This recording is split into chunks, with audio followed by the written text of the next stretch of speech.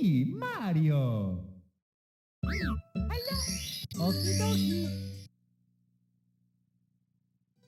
Dear Mario, please come to the castle. I have baked a cake for you. Yours truly, Princess Toadstool. Peach.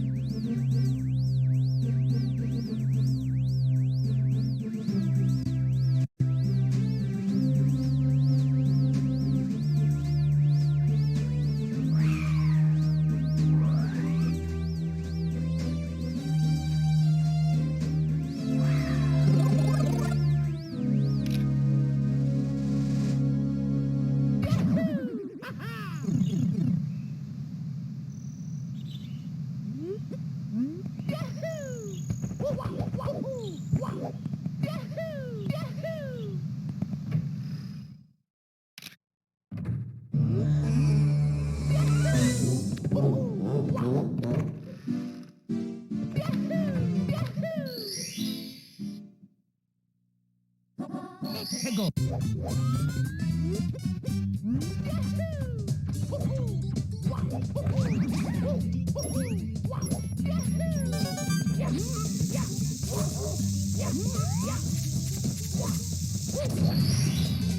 Here we go.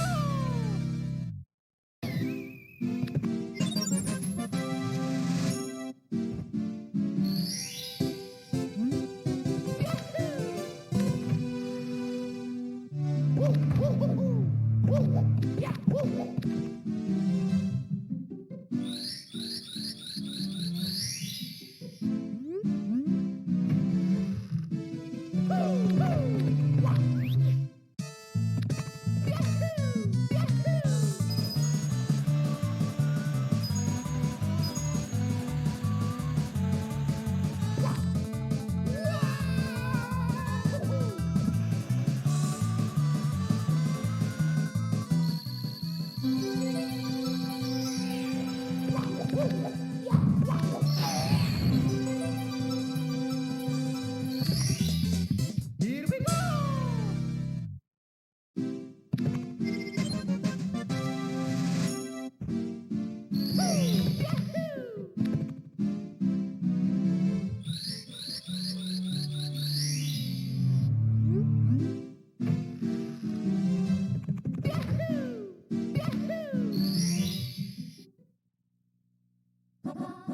Hey, go.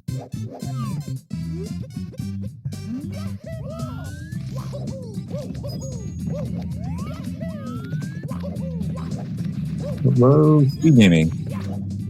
Hell yeah. It's I, Deathline, a Super Mario Sunshine finalist, commentating not Sunshine, alongside Doge here. Hi, it's me. We're gonna do some commentary for SM64 and make this work. Hopefully. Hopefully. Gonna try our best. It's probably not gonna go well. So yeah, this is the start of the third place match, or for the bronze medal for the Super Mario Sandbox 80% Relay Tournament. Team P versus Unclog, the mental block, both coming off a very nice semifinals match. We have Aleph, the team captain for Team P, pulling SM64, and then that drunken dwarf for the Unclog, the mental block. Aleph is actually the virtual console world record holder for SM64. Very nice. Dwarf is just cracked at the game. Both players getting underway here in Womp's Fortress. Dwarf with the star lead, but has not done hundreds yet, so I believe Aleph is slightly ahead, or otherwise slightly behind. One of the two. That's very close.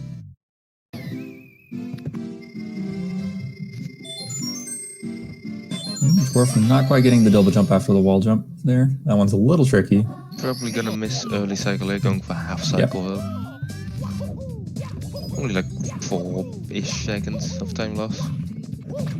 Nothing major. Aleph going for Owless and hits it. Very nicely done.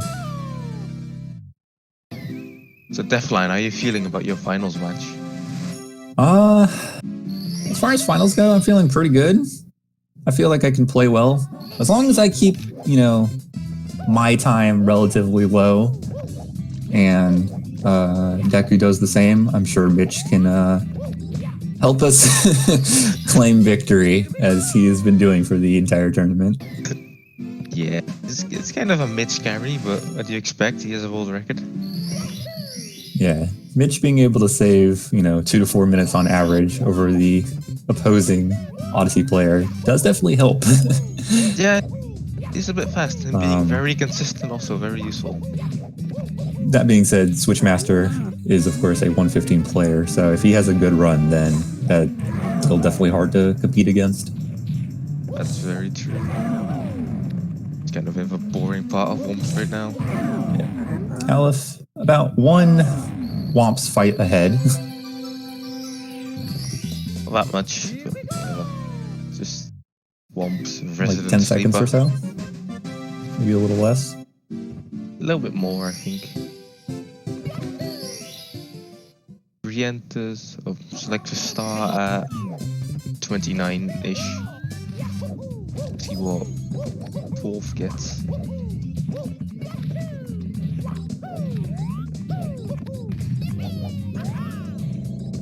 Aleph getting the triple jump. 44, about 15 seconds.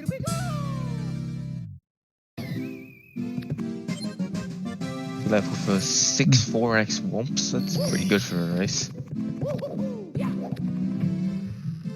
My god, Shout Plenty just joined the commentary booth, but he's muted.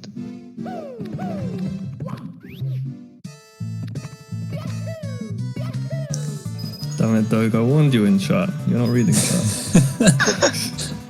I am reading chat, I just wanted to bully you. Ugh. Fair enough.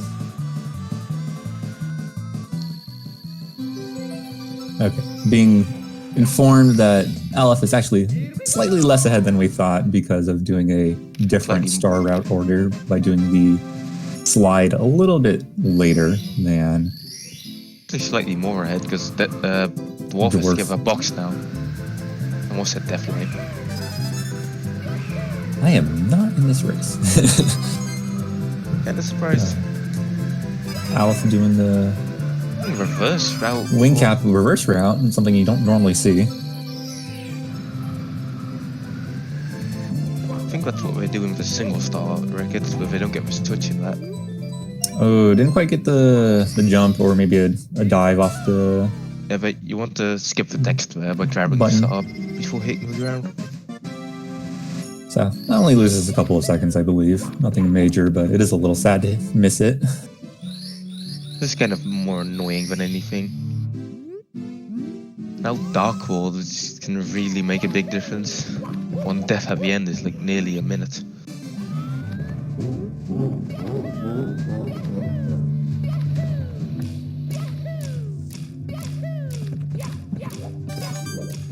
I do have quite a bit of respect for SM64 runners because I personally, as a Sunshine runner, think the camera is quite horrendous in this video game, so...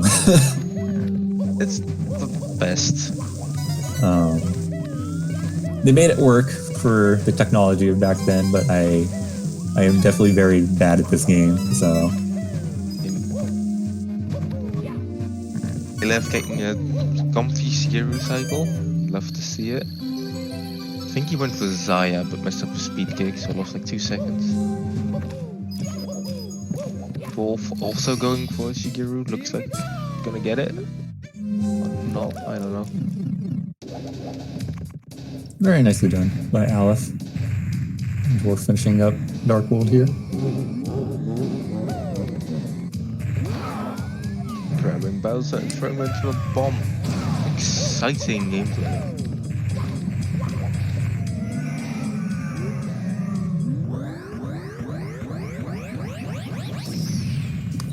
Hey, that's more exciting than Sunshine's final boss. I mean, it's true. At least this fight doesn't have stupid RNG.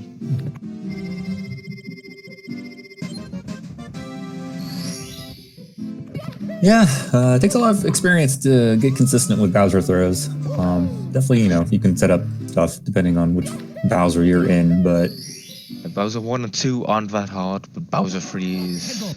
Oh god. So hard. Even in practice, it's really hard. I love going for sky jump right now. No, ooh, didn't get the triple jump. It's like it got eaten by the slope. You have to go for the backup off the mountain. Not even doing island hop. SMH. Let's see if Dwarf can hit it and save some time for his team. Does. Very nicely done. Incredible.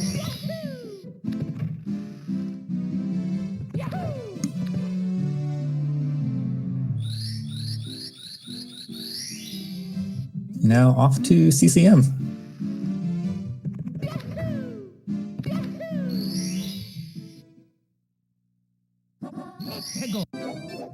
Much to say about the stage, it's just kind of filler before you go into basement. Yeah, Aleph with about a 9 or 10 second lead. Bonking there on wall kicks will work.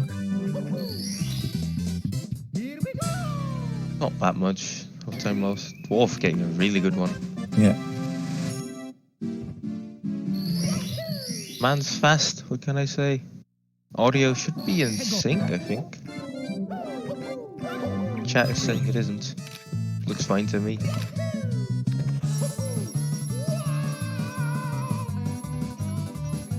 Dwarf dropping some frames, probably splicing. Estimates just like the 50th. Doge is gonna have to retime the match at the end if it's down to less than 3 seconds. That's like the 50th splice this tournament. SMH. Dwarf in the chat, clearly playing the game. Yep.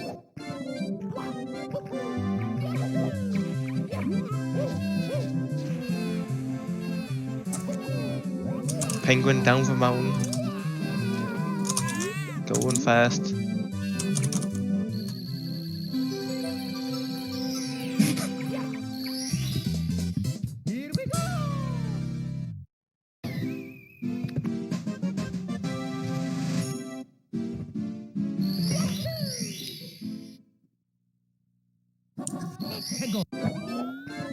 Yeah, CCM doesn't have a lot of room for huge errors from what I know, outside of maybe messing up hundreds at the end of the penguin race.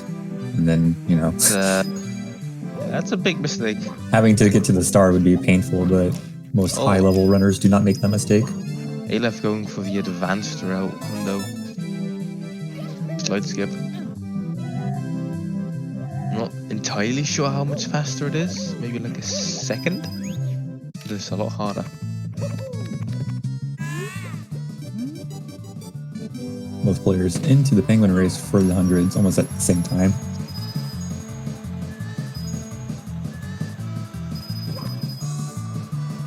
A weird camera.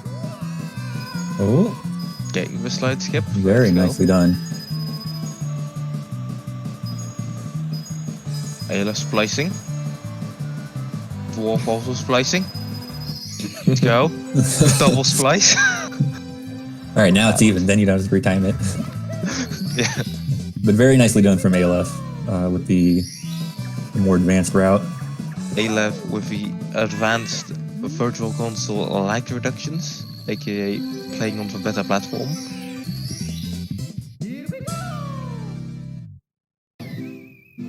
Look on Twitter in a bit and get twit longer written about me for saying that. Doge is toxic. My god, he's VC elitist. He's biased. Oh my god. Known. All right. Shut up, Shout. Both players out of CCM now, moving on to Big Boo's Haunt. This is one of the more just simple levels I feel for 70 star at least. It's BBH, we might as well just people leave right now. As long as you can hit, you know, side flips and wall jumps, I feel like this area isn't too bad. It's not that hard. They left one for the right door. You don't usually see that. Oh, that was almost really bad. Messing up the big boo at the top of the mansion. Lose a few seconds for that. Tight At now. least he did not get bonked off the balcony. That would have been very sad and very tragic. That is such a sad mistake to make. I've made it too many times.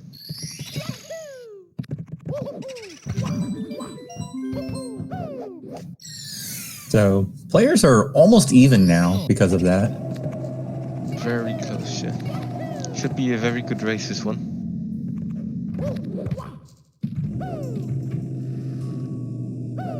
The main difference in this race will be made in SMS, of course, with Ramato being a 114 player. Yes, and Mr. Urinal Mike, or otherwise known as Toilet Michael, being a slightly slower player at 118. So that is a pretty noticeable difference for Super Mario Sunshine. But it's Sunshine, so anything can happen. RNG, best game. Yep. Then Very there's brutal, of course. Super Mario Odyssey with as hardcores. It just beat my PB with a 100.47, which is insane. And he's very consistent. Both players getting MIPS. MIPS, I feel, is like definitely one of those things that 99% of the time goes fine, but that 1% you miss it, and then it's very sad because you just lose all that time that you should not be losing. That 1% of the time you pull a simply and just sad. Aleph going for Pelorus, but dropping his bomb in the sand, so bailing on it. Dwarf also bailing on it, I believe. Gonna be going for Talon backup. Ooh, okay. Gets the start nicely. Hit the fly guy on the way down to the pyramid. True that fly guy. You hate him. All my homies hate that fly guy. They left not going for Tama this time, just going for regular. Respectable. Oh, getting blown up. Alright, Aleph getting Pillarless that time. Very nicely done.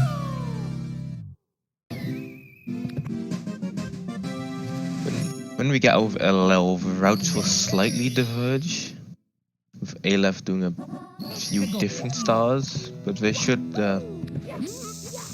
line up again after SL, I think.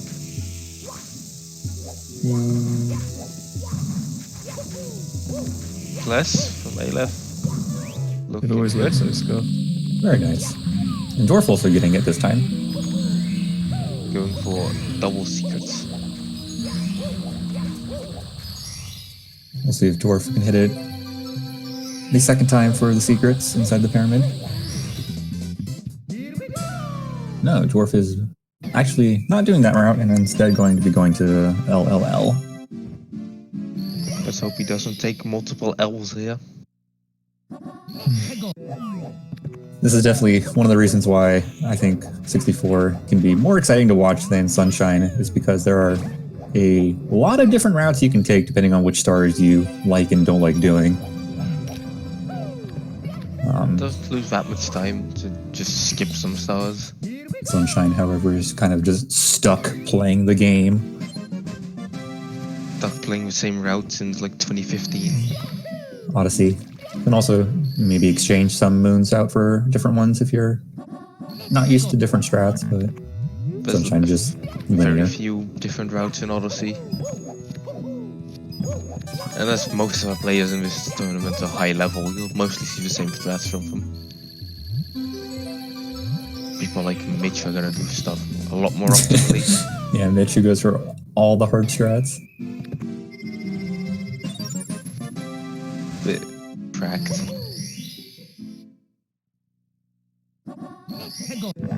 You got so lucky with your draft.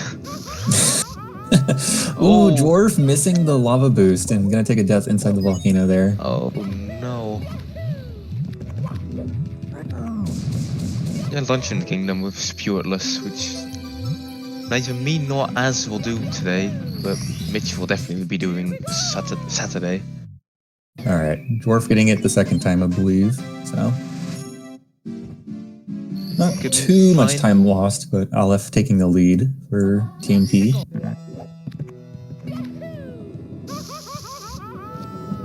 Gets one of your opponents in chat for Saturday.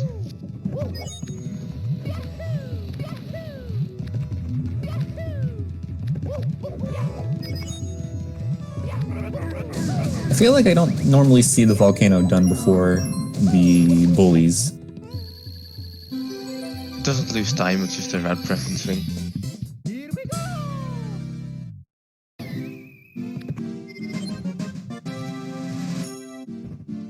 I do suppose that the lava boost can be a bit scary, so doing it first and getting it out of the way is... Depending which version of Lava Boost you do, it might be your hardest star in LLL. Especially if you do Pro Boost, which is only done at like 47 level, and then 16 star. Aleph getting loosed. First try, very nice. And not getting bullied by the bully on the ledge there. I have definitely seen a number of SM64 players hit the boost, but then accidentally get bullied and then thrown off the edge there. That's a really painful feeling. I've had it happen. Do not recommend. Not nice. It's kind of like the same feeling of getting a fast cycle in Noki 1 and having the And bomb then push getting off. goomied. Yep, Or like getting goomied or getting a bomb. Bombed once during a cutscene at that level, and I lost my PB base because of it. It was so sad. I remember seeing that, where he got walked off by the bomb. It was like, oh, Like a minute ahead. I lost 20 seconds on that climb or something, and then someone in chat just goes, "It's way more than 20 seconds, mate."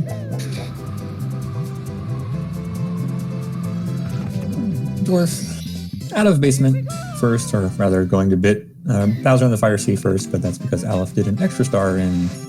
Really going to Dire Docks first. Or yes, Dire Docks, my bad. So The sub. Deathline. The sub and the Manta. And I know, chests. I'm toxic. I can't believe I forgot the route of the game I don't play. How could you? I'm severely disappointed in you. I'm severely disappointed in you and getting pushed off by the bomb in Doki 1. What do you want from me? Shut up. I'm severely disappointed in 3 you. points on your commentary license and 3 points on your speedrunning license. Yeah. Yep. I guess doing the chests. Chest is also a very quick star. Surprisingly, from what I've learned, it can be difficult to actually manage the camera here underwater. And swimming is not just full-on mashing; it is definitely a rhythmic type of deal with pressing the button to actually move quickly. I think you'll have like a 2 or so frame window to time every swim. Every single one you miss costs like a second. It'd be painful if you can't do it well.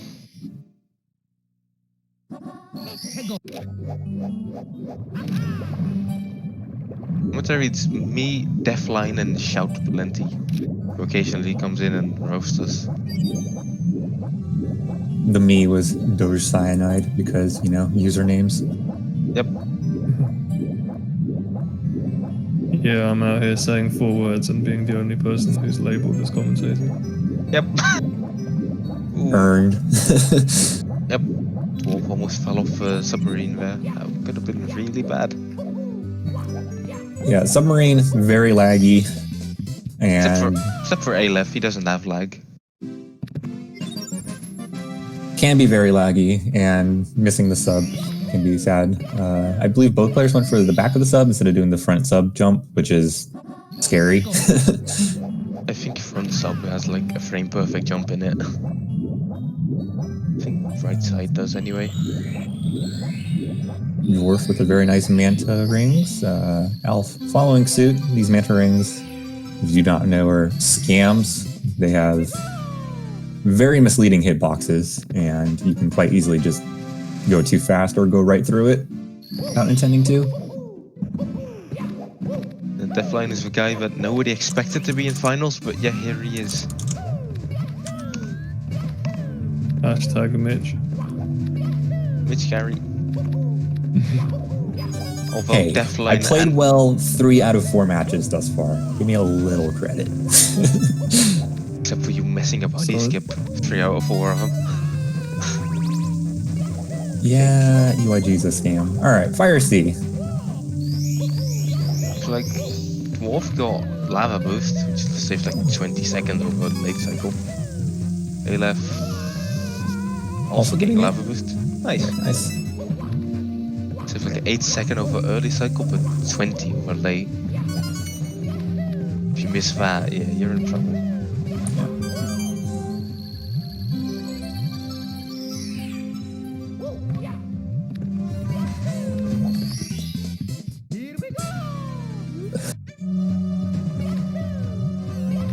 F's Dwarf audio with be about kinda crunchy right now, but whatever.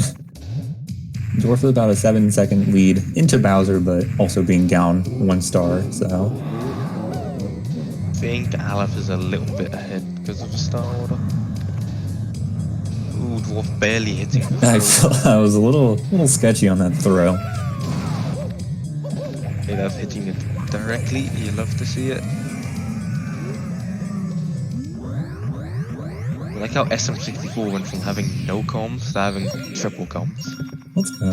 You love to see it. And SMO will just be nobody. We all 100% know what we're talking about. Yep. Yeah, Sean and I can make something up, maybe. Even though Shout doesn't even watch SMO because he hasn't played it casually yet, even though he said he would like half a year ago. I haven't even played it casually yet. I'm also a scam artist. Could tell. This is true. I have the Focus. box right next to me. It's turned the foil. I think I've played SMO like once or twice in my life before. Alright.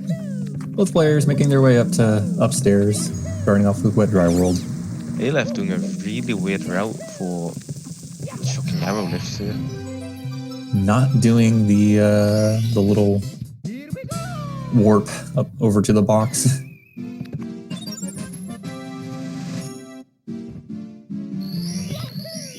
Well, Dwarf getting started on hundreds and secrets.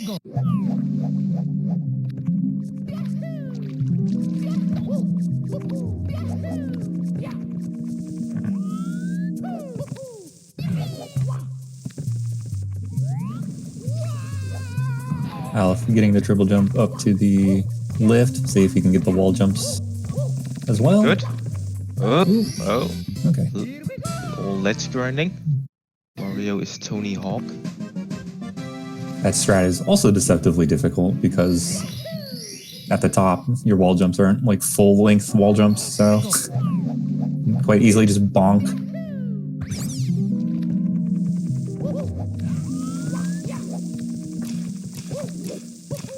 Love going for top of the town now. Looking good. Not that hard of a start. I think Aleph will be leaving the drive roll now.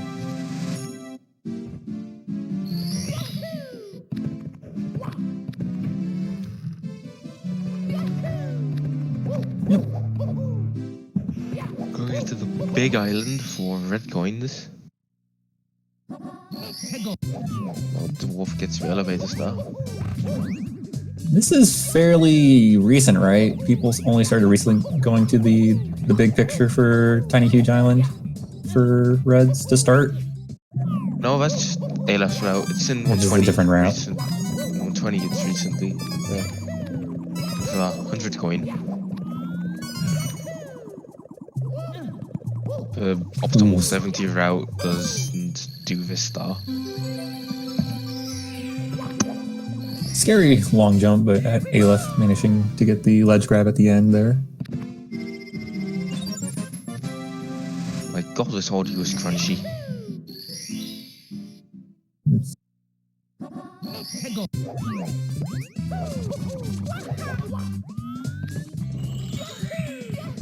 Aleph, sounding like he's playing underwater with his audio. Doing secrets now. You're finishing out where Dry World, top of the town.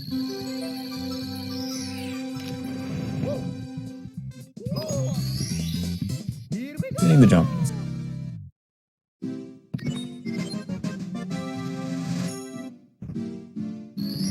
It's like they're pretty close. They left about a star ahead. Yeah.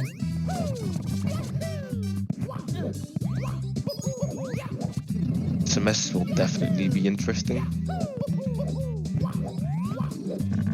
But Unclog the first- mental block. Go ahead.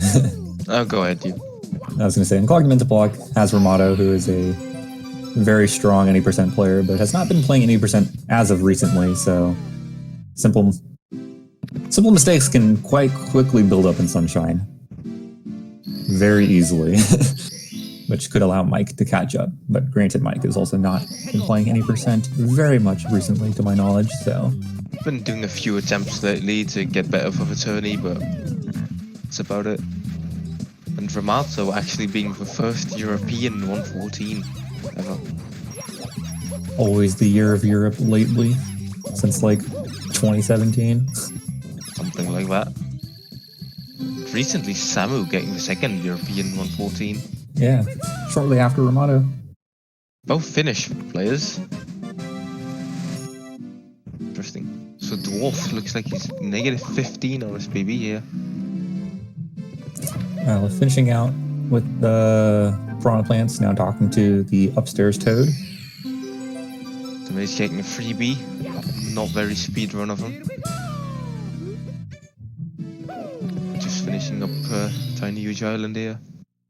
Now off to Tall Tall Mountain, which has definitely crushed a lot of runners' hopes and dreams over the years. Way too many. With a double mountain clip already being hard enough, Red's being really hard. Scary long jump off the wall, you have to do this jump up the mountain. On 20 it's even worse with 100 coin. Yeah. But if a box star can just randomly kill you, because it's funny. Yeah. Going for a little bit of a safer setup, I believe, for the waterfall star. You can go for like the wall jump off the side. It's getting a little bit safe. It's a race, so it's respectable.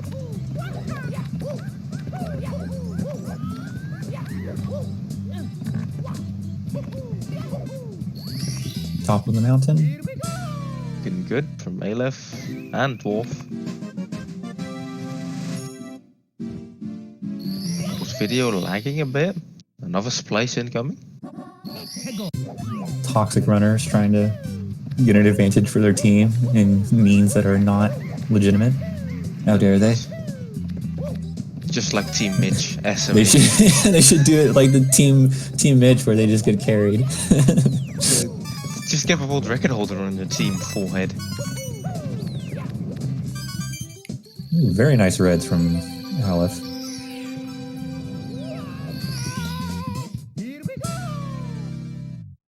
Nicely done as well from Dwarf, getting the like the reverse wall jump from for the bridge star. Pretty hard. If you get a firsty on the second one, you're screwed. You're falling all the way down. All right, box jump. Both players going for it at the same time. Sink. Ooh. Oh my god. Oh. Aleph missing the star. Come on. How dare you? SMH. He could have had some nice sink. But no, he had to ruin it. I think I'm gonna disqualify him now.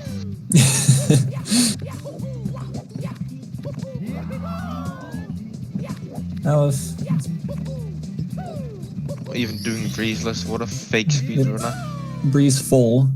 Oh my god! Oh.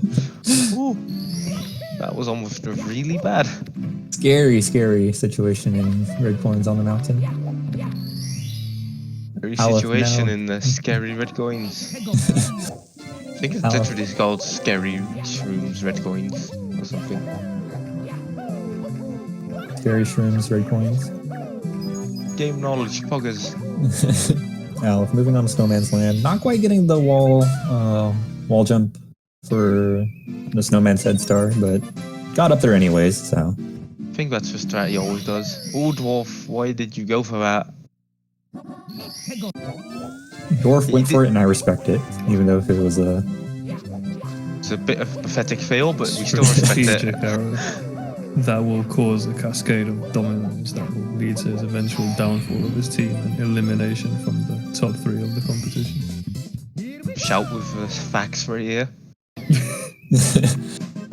Putting straight facts. I was trying to be as pessimistic as possible. Despite his team having a Sunshine player who's 3 minutes faster than the opposing team's Sunshine player, but you know, semantic. Yeah, the chat kind of calling me out here. It looks like Shout was right already. Yep. Deep freeze. Or something. Dwarf failing Snowman's Head, but getting the backup. They left almost out of SL. They are looking to be on 49 pace. Let me check that real quick.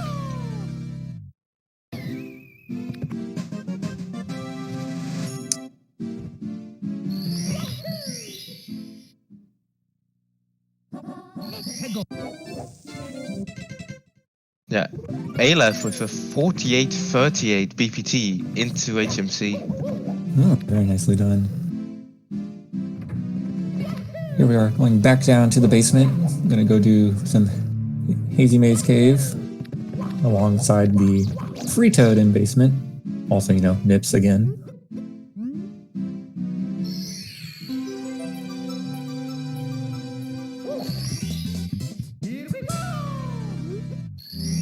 We're finishing up SL on his side. Far out of a stage usually, except Snowman's Head can mess you up really badly. HMC also another bit of a filler stage before Tippy. Then Tippy is where everything can go horribly wrong really fast. Oh yeah. It's actually how Tyrant 18's team... What? It's actually how Tyrant 18's team went out. It was one of the top seeds, but team molded and Tippy and that cost them a race. Box triple jump from Aleph. Going for star on the island there. I really don't know any star names in this game. Calling them as I see them. Box triple is actually the name of that strat, so... You did well.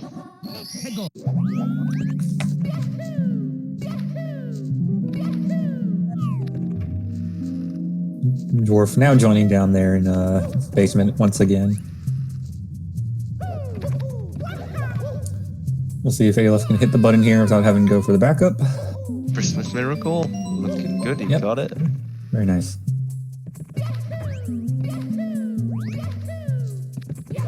And yeah, make sure you don't don't drop your long jumps or forget what you're doing there for when Mario can move star, because I've definitely seen a number of players just fall into the void, kind of like Dwarf just did, but he saved it. One of my friends was on PB base once and he fell into the void in the Christmas Miracle room.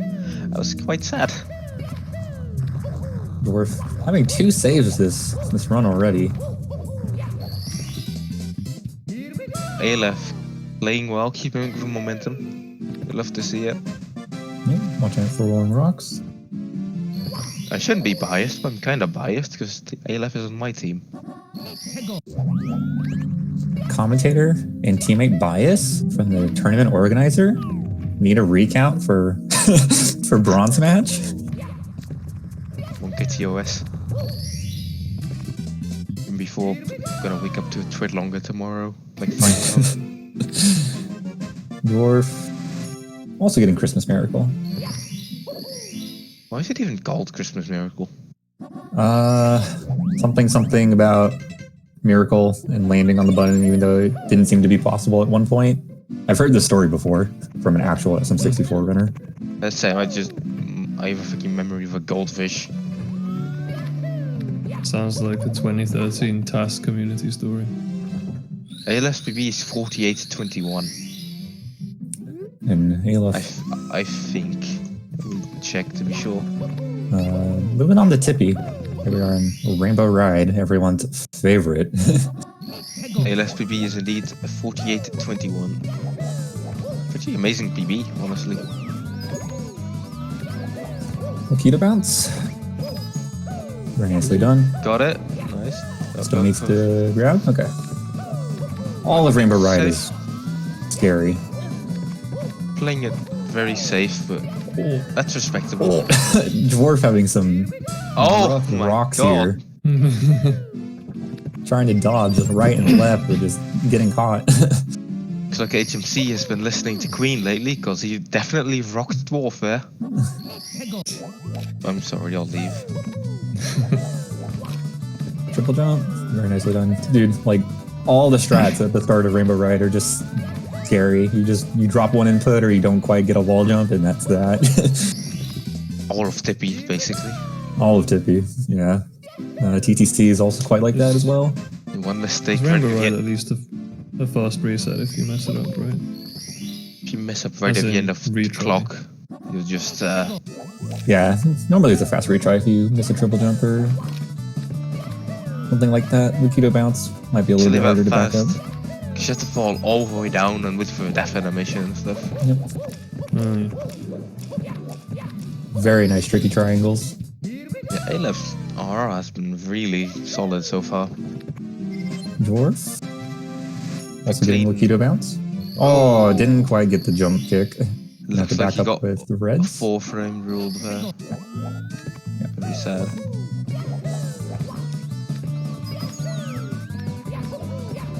If you miss that jump off a slope, it's usually because you pressed the A too early. Dwarf having a rough reds here while Aleph making his way through it. It's like, oh, the sink. Oh my god. Oh my god, that synced. Almost same frame and everything. But Aleph will be ahead right now. Yeah. Yep, 3-star lead for Last Team time P. they were synced, it was a 1-star lead, and now it's a 3-star lead.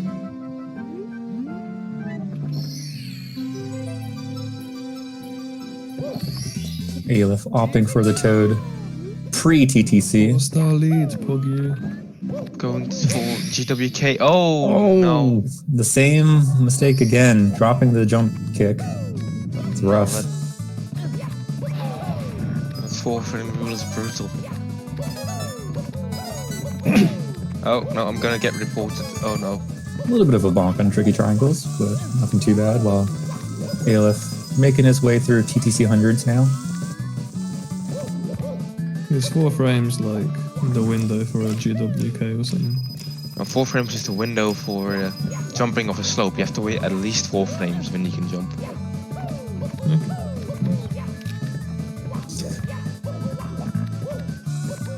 A-Lev with a 4840 BPT into clock. That's really impressive. Very nice run so far from Aleph. Even with the big mistakes he's made. Like that, didn't he have a big mistake on Pless? Yeah, he dropped a bomb in one of his plus attempts.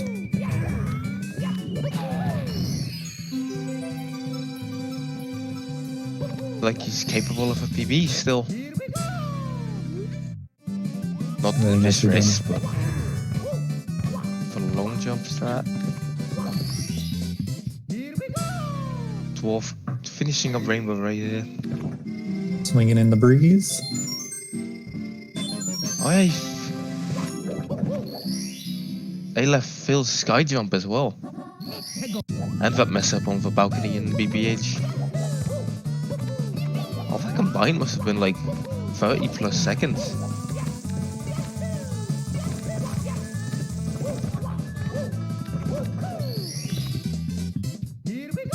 Getting pendulum with no major difficulty. My star can be somewhat deceptive because of 1, wall jumps, and 2, camera. Dwarf actually going insanely fast at the start of clock here.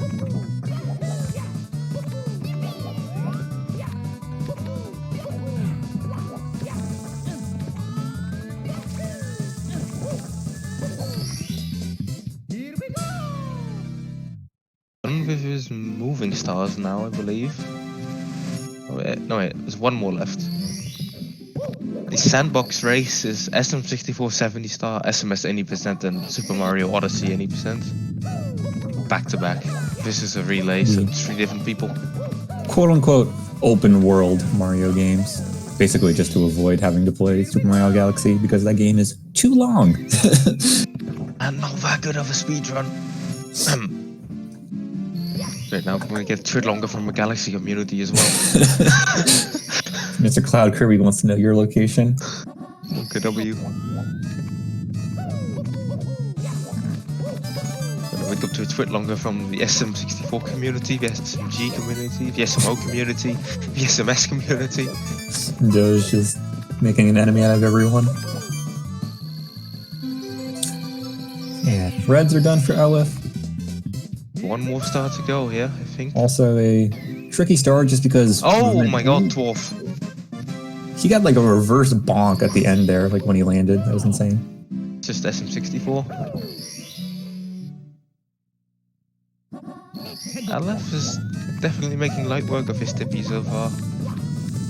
And that for like only 10 minutes of warm-up. Ooh, didn't quite get a triple jump there. Oh, mistake. Oh, Twice.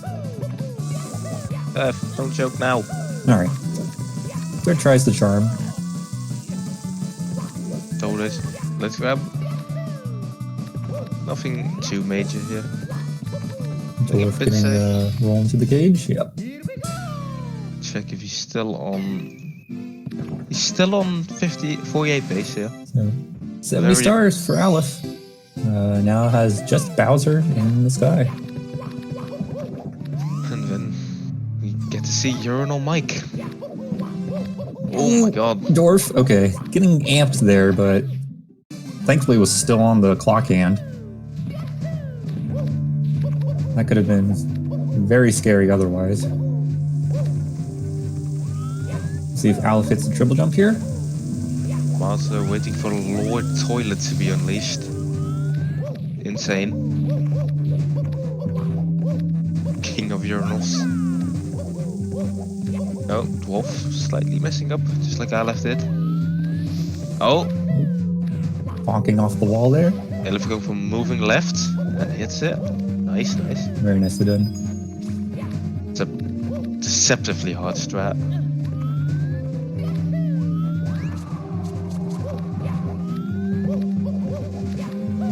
We see our Lord Emperor and Eternal Deity, a Urinal Mike in chat. Praise be to Mike.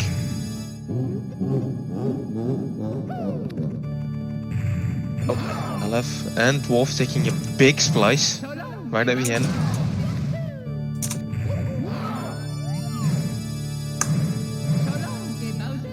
Aleph hitting 2 throws.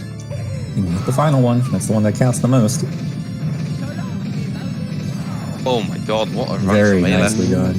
That's a 48. Insane performance.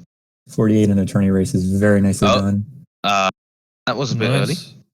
We got cheated of the ending, but that was like 48, 55-ish? Something. Urinal having like 15 seconds of delay applied or something. Meanwhile, Dwarf finishing up Tippy for his team, moving on to Bits, which is still technically in Tippy, but whatever. Tippy stars.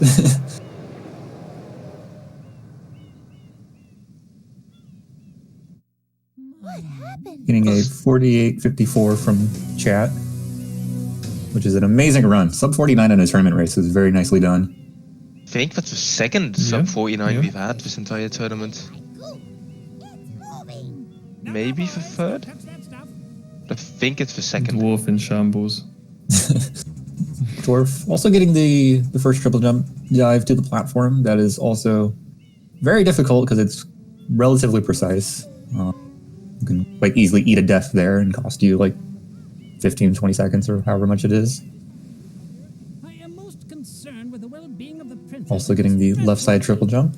Master Mario, While if you would, Urinal Mike gets underway into Super Mario Sunshine, the resident sleeper beginning, because new file. 1 minute into the hype, 7 minutes of cutscenes. Let's go. Dwarf pulling the VC card out, SMH.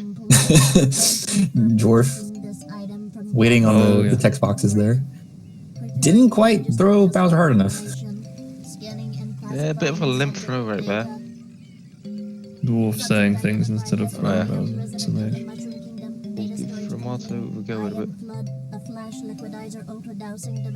Ooh, that's a wide throw. Gonna be fun to see how much Ramato can catch up to what seems to be about 2 and a bit minutes. The PB difference is 3.5 minutes, I think. Ramato, Exactly. Yeah, about 3.5 minutes.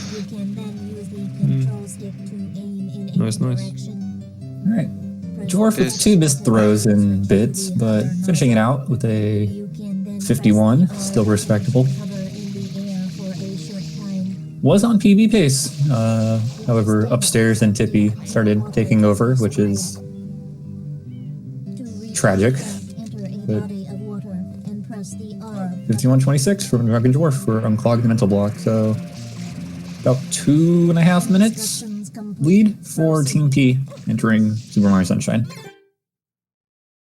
Sounds about right. Let's see how synced up the videos are. And now, Shout Plenty, commentating the game he actually signed up for. Is it just going to be me commentating? Or? we can stay for a little bit. You can stay if you want us to, or you can kick us out. We gotta get ready for my race in a bit, but I'll probably leave at like 10 hours or something. Yeah, sounds good. So, Now. yeah, urinal about to enter. Another 3 minutes of cutscenes, so Poggers. how's things, guys? Had a good day? Yeah, everyone, this is your bathroom break and food break. Go get your things to continue watching as you need, because Sunshine is definitely cutscene heavy at the beginning of the game. Yeah, so yeah, Ramato, as we said, started the race, let me check, 2:32 behind, but his PB is 3.5 ahead of Urinal Mike. So it'll be interesting to see how much they can catch up for the game that is the most RNG heavy and high variance in terms of times that people can go. Both players coming off a kind of rough semifinals match. I believe Urinal Mike got a 122. Got kind of bullied by RNG in some gameplay overall. Ramato had a 116.10, which was his best tournament time thus far, but still did not seem content with that, as Ramato knows he can play much closer to his PB than a 116. Yeah. I feel like I would usually accept, like, if you get like a 115 in a race or better, no matter what your level, you'd be like, yeah, I think I did pretty well. Yeah, getting within a minute. Maybe you should did a or something. Minute and a half off your PB in Sunshine, I think, is very respectable for a race setting. I feel like I feel like the higher level you get, the more likely you are to reset. So accounting for that, and the riskiness of the strats, I feel like the players would still be happier with being a bit further away from PB than you would at a lower level. Maybe. I'm not All right. Chat, I have to ask, who are we rooting for? Are we rooting for Team Ramato's Kaguya-sama splits, or are we rooting for Team Mike's Ruri splits from To make what show is that? Or Right, emails? I'll hand it over to Shout because he knows SMS, but I don't know all these details about the anime girls. So Yeah, Mike changing give his a splits. convincing commentary. Mike changed his splits from last round. Last round he had, I believe, Vanilla from Necropara with Flood on the back. So Mike definitely going full in on Team Anime. With the insane anime knowledge.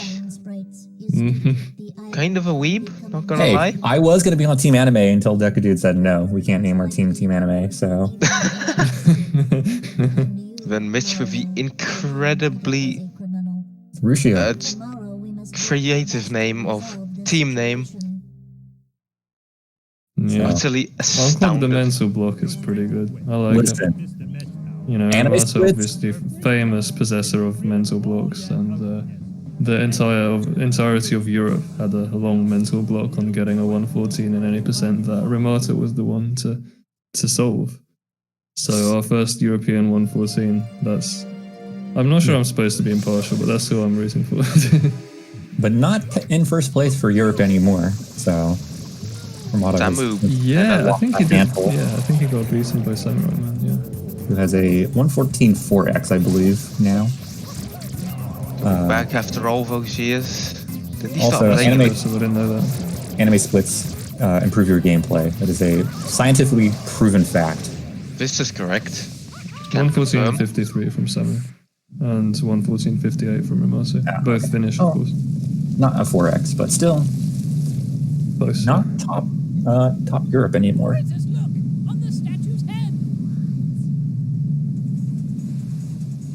So, yeah, going through the motions, doing all the little bits at the beginning of the game, just very short pieces of movement that are quite difficult because, well, maybe not so much in a race, but people tend to go for fairly difficult strats in the beginning, knowing they can reset on hacked file. Yeah, I believe Mike went for scumbag movement, Yeah, which saves all of 1 second. Which, if you don't know what that is, that means you Did go it even save over a the second? you go over the fruit stands on top of the roof to save a whole second, opening the Bianco polluted piranha plant. Second if you're really fast at it. Yeah, yeah. The normal strats of just going around are a lot more consistent, of course, in terms of the time it takes you to do them. So often, a player who goes for scumbag will just end up slower. Oh my Mike god. Aleph with a rate of Not- 8 million. Oh my not getting god. early end should reset. Let's go. Both players playing on you're- Japanese, best version. Just wanted to mention that. This is not the cringe NTSC EU version. Deathlight here plays on. Not even cringe. You can play at top level on K-Kona version. You're all just getting handicapped. I'm just straight up better than all of you because I'm playing on the hardest version. Palace or Master Race. Mike, getting a good spider. See if he has good kicks here. Didn't get the Stelzic bonk. You'll have to see it. Interesting level, Bianco too, because of the amount of reaction that you need to do.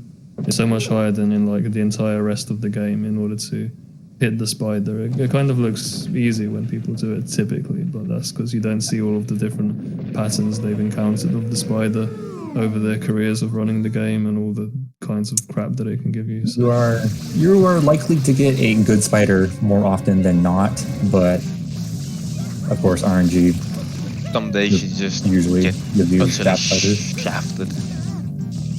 But Or a spider just straight up kills itself. yeah, the That's spider fun. just clips out of bounds. It's fun. yeah, I believe where the spider can spawn, about 75% of it is usable. There's like 25% that's not usable, but somehow it just finds a way to be in the non-usable spots more often than not. It feels like, even though Yeah, you always notice the bad RNG. in terms of averages, it shouldn't be that way. Key man. Yeah. You can, if you play it safely, you can tank the time loss and jump out and bait the spider, just swim up close to the windmill, and then it comes after you. Yeah. But yeah, Windmill kicks, you not can bad. lose only like 10 seconds doing that at most. Mato if you go almost for getting it, the but quick kill. people usually just reset. Resetting in Bianco 2 is the saddest thing you can do in SMS. I hate it feel- so much. Yeah, I it feel used like to it's be less so sad much in worse. Bianca 3. Down in Bianca 3 sucks. Yeah. When Not this it. stuff was actually genuinely 8 minutes into the run like it is now. But now the file that skips cutscenes that people are allowed to use for their PB attempts makes it so Saves. much easier. Saves almost 6 minutes doing a hacked file on resets, so. Ramato getting like- early M, while Mike did not. That saves all of like 6 frames. I feel like sometimes hacked file can negatively affect your mindset. You just reset over and over and over again with it. It definitely can. You feel less susceptible to, or more susceptible to resetting to early game because you have that, that 6 minutes of not actually having to sit there and do nothing. Yeah. Very nice. Yeah, you can get into tilt so much more easily. So the autopilot that you get when something is going badly, if you just keep resetting at the beginning. So it's good to just train yourself to not do that. I will be back in a little bit. Gotta do something. So, All right.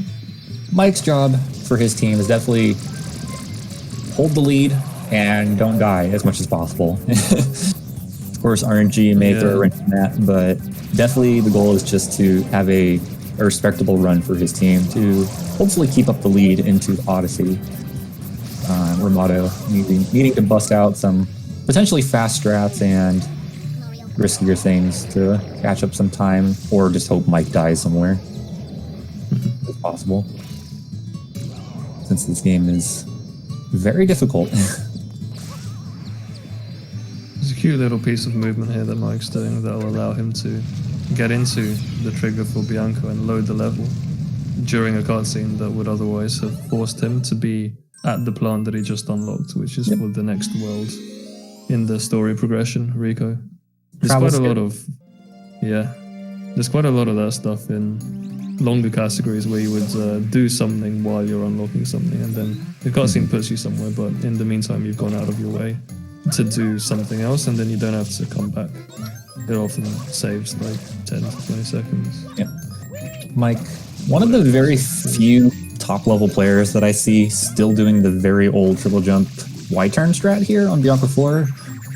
Most top level players now opt to do the wall movement, or they do a fast water slide into a triple jump off the wall.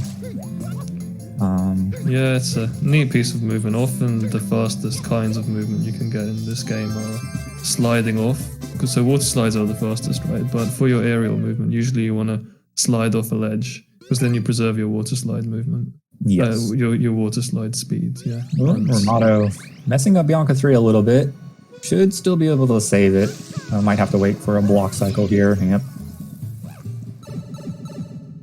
So the grass slide strat in Bianca 4 that Ramato will probably be doing pretty soon pretty much just immediately gets a spin jump out of a water slide speed just by going off a little crack in the grass. Ramato has just enough air. Immediately losing about 3 or 4 seconds just because didn't quite save the movement. There, Mike also doing the old movement to get to PD. This is still used by a few more runners comparably to the triple jump Y-turn strat, because the alternative strat is to do a water slide up the grass and then you do a momentum triple jump type stuff off the windmill platform. But that is kind of difficult for some players. So. The new strat is hard because of the amount of adaptation it requires. You have to be very fast at reacting in order to slow down and hit the right amount of speed. So here we are, Bianca 5, first major RNG element. Welcome back, Doge. PD2. PD2, he can give you 774 different patterns, losing up to potentially a minute 20, I believe, or a minute 10 from the first 2 worst patterns. I think so, yeah. It might even be like a minute 30. I think I've gotten like a 740 something pattern once. That was not very fun. Mike getting over the wall, which usually is not great, but it is consistently better than some bad patterns. However, he got the worst second possible spot after PD going over the wall, so not on pace for a great pattern. A lot of having a nice Bianca forward right now. At least he didn't go all the way around the start to there, which is horrible. Yes, the around the world from PD is very bad. You don't want to see that. When he does double around the world, you're just really sad. It's not bad, actually. So overall, this pattern for Mike wasn't too bad because PD cooperated for the third spot. This was the fastest next available spot for PD to go to. So And like a 16 4x from Mike. It's pretty good. I believe got at least 2 tornadoes. I don't know if he got a third one, but tornadoes are also random. PD can opt to throw one, which loses you 3 seconds per tornado. Is it like 60%? That's like 60 or 70% for PD to throw a tornado at you. Shout, how many is it? I'm doubting myself now, but I think it's 60. Feels like 90 most of the time. Crap. 95. 70 is King Boo giving you a nice fruit cycle. First cycle, it's fruit. Well, Mike having a not bad, I wouldn't say great, but definitely acceptable and usable PD for race purposes. Romano now starting his PD fight while Mike is off to open Gelato Beach. I remember getting the absolute best pattern with no tornadoes once, but my gameplay was that bad I got a 310. And I was so sad when I saw I got that pattern. Yeah. The best pattern with no tornadoes in RTA should offer you around a 242 or 243-ish, depending on how good your gameplay is. But It offers you a chance at world record IL as that well. is true. A lot of It's always really sad to mess that up. You lose all those points on the table.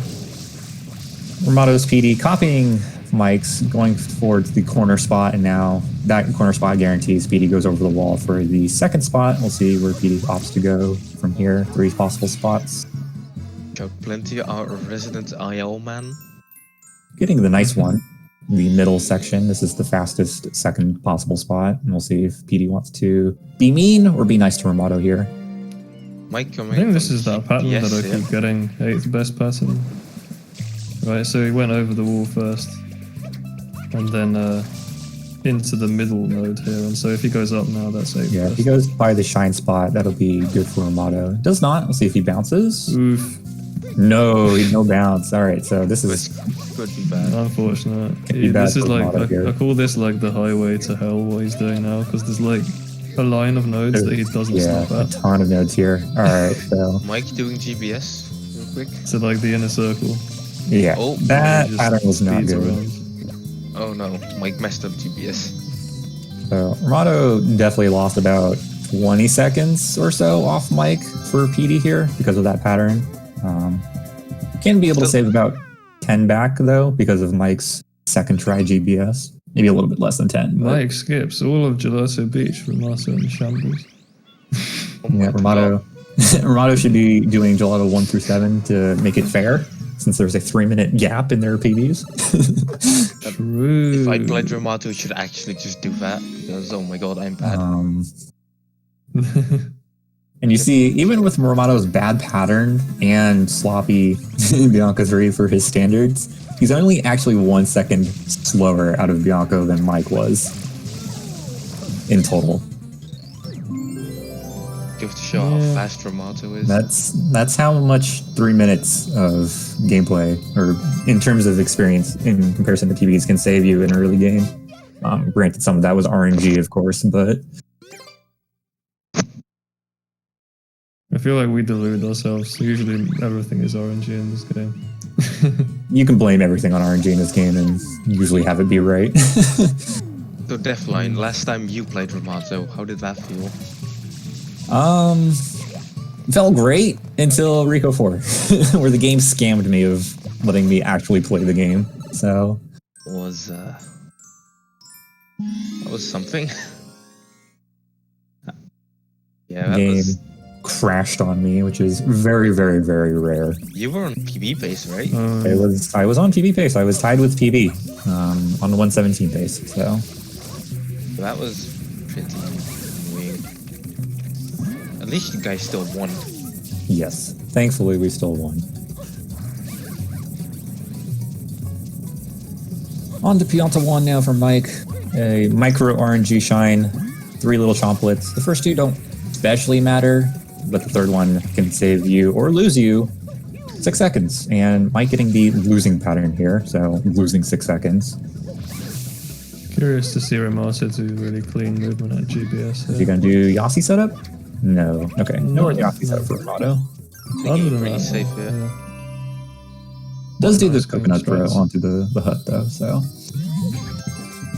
Yeah, I'm gonna be saving a little bit of time off mic for the first try GBS. About 5 to 6 seconds there from that one, looked like. He did set it up a bit slowly, but still saving time.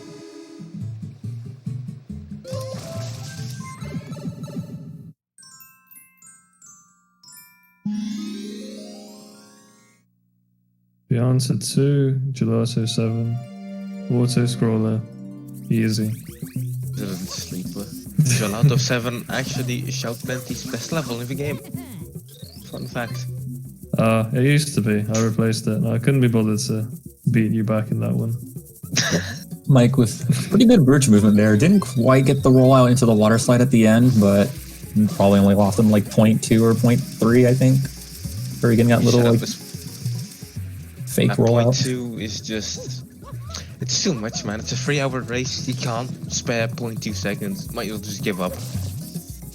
Savage. Yeah, Piantissimo effectively an auto scorer outside of the movement to Piantissimo. You can actually lose a second and a half here on the bridge if you just get robbed of a water slide early on. So that actually can make a difference slightly in terms of getting a gold for Pianta 2, or at least just a solid time. Also, for those that are unaware, the shine spawn height in Pianta 2 is just high enough where you can't do a instant ground pound to grab the shine. You have to be a little bit off the ground in order to ground pound it.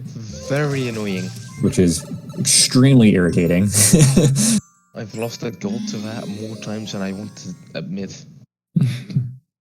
Get an amazing British water slide, get really good tech skips, and then, oh no, you missed it. Fine. Romado also getting scammed, losing 6 seconds on Pianta 1. Both players RNG are being kind of mean to them. Mike's a little less thus far, but overall not great. Gets early cycled in a bit, that'd be massive. You're on Mike doing the classic setup here without any of the fancy movement. That was a little sketchy because of the ledge grab on the box, but still made it work. Yeah. Always so scary. Get momentum spins. Romado should be able to save 3 to 4 seconds on Pianta 3 over Mike by doing the GWKD strat, which is very cool looking, but also very difficult if you don't know how to perform it correctly.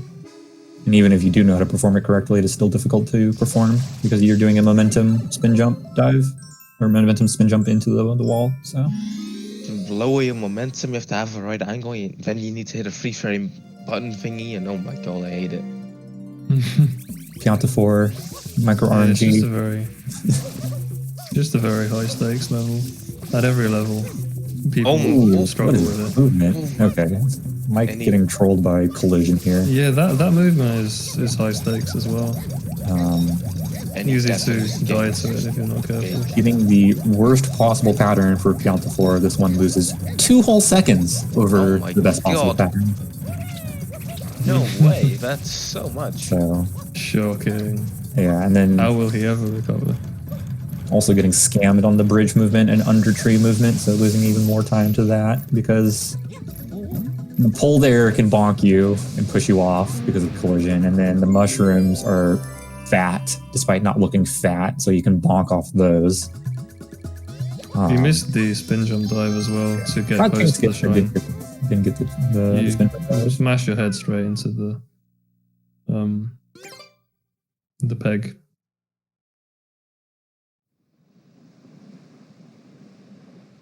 All right, second major RNG shine for Mr. Toilet Michael. This is Pianta 5, the village underside secret, or the secret of the village underside. Romado, gonna have to go for the damageless backup here because he bonked off the wind. A very nice backup, damn. Should learn that. That only loses, I believe, 5 seconds to doing the damage boost strats, if done correctly. If you... did he do the momentum spin? He did the momentum spin off the tree, yeah, for damageless. Ooh, Yeah, makes sense. If you go for it without going for the normal strat, then you can get it to be 1 second slower. I Mike, think that was what JJ's record was. Mike It getting was within 1 second. It was like.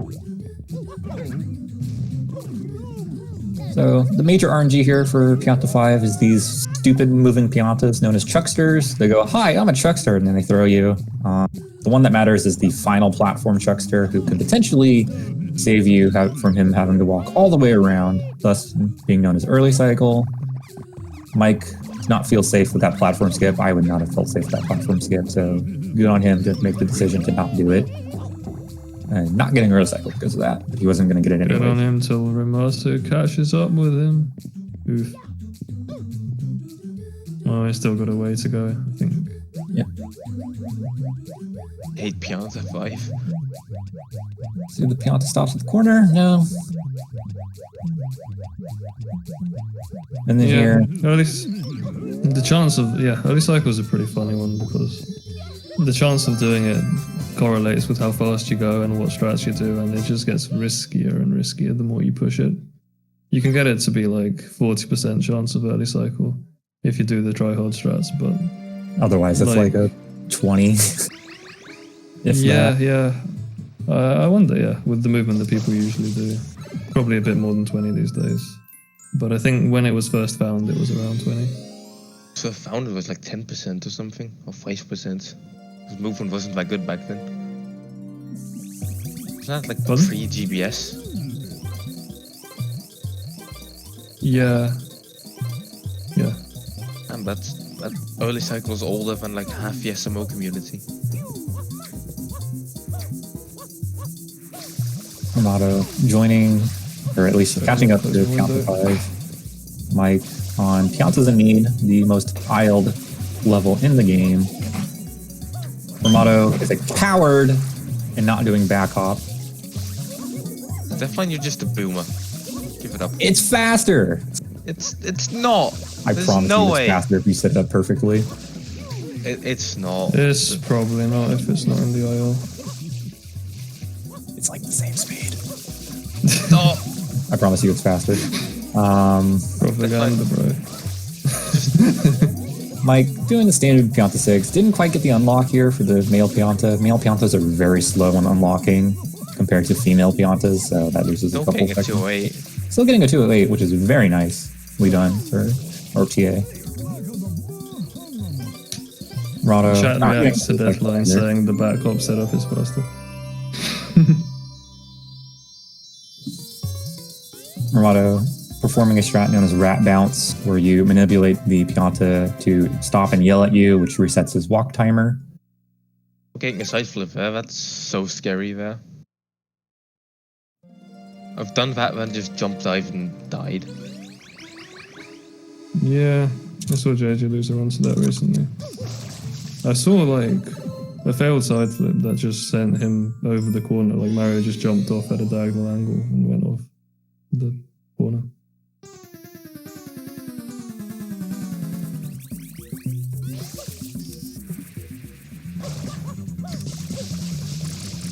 And Mike, count to 7, getting quick kill before the fence here.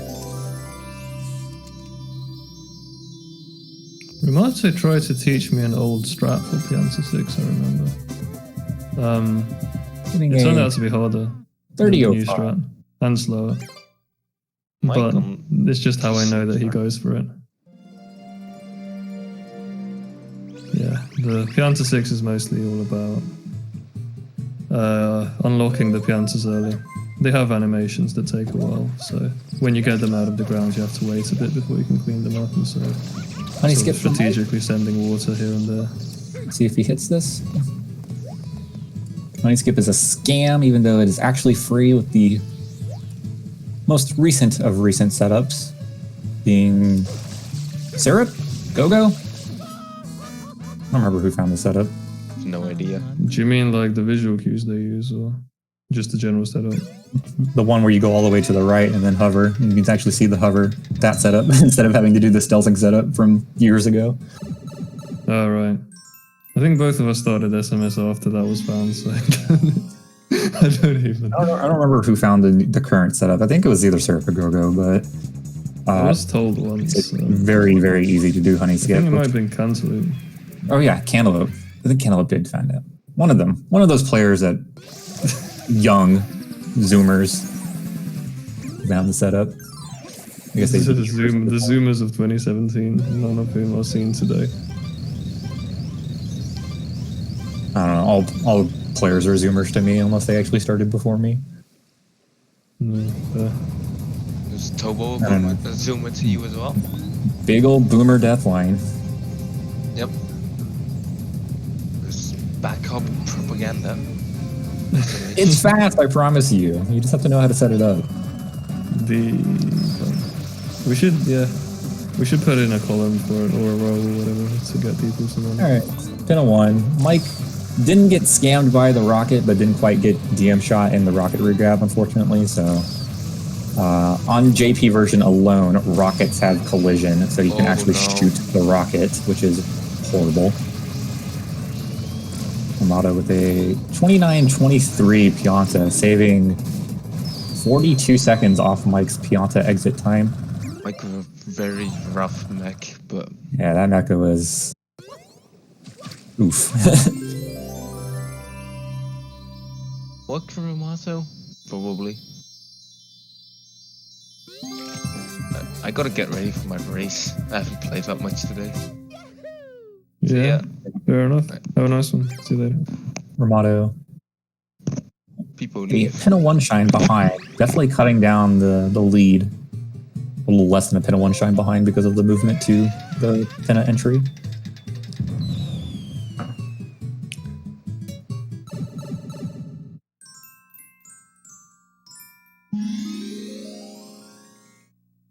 If Ramato can catch up the lead for Unclogged and Mental Block, then Odyssey will be a very close race. I believe Doge saying that as Arcos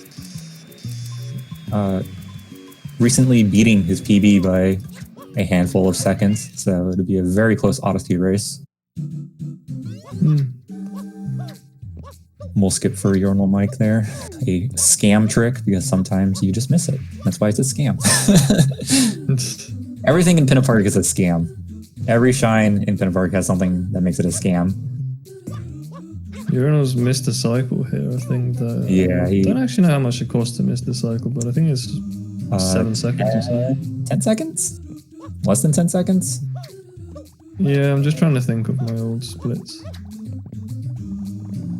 I can't tell because both players use world splits for any percent, which I think is boring. Yeah, I kind of agree with you. It's fine for other categories that are longer, but I think you should just use individual level splits for any percent. That's just me speaking. I know a lot of players don't like that because it detracts from them actually paying attention to the run, so...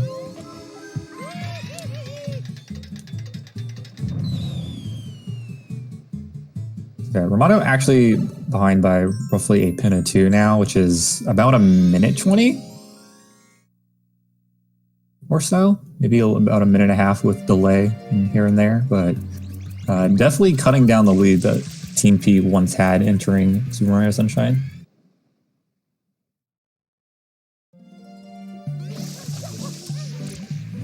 Pin 3, one of the most challenging pieces of movement in the game.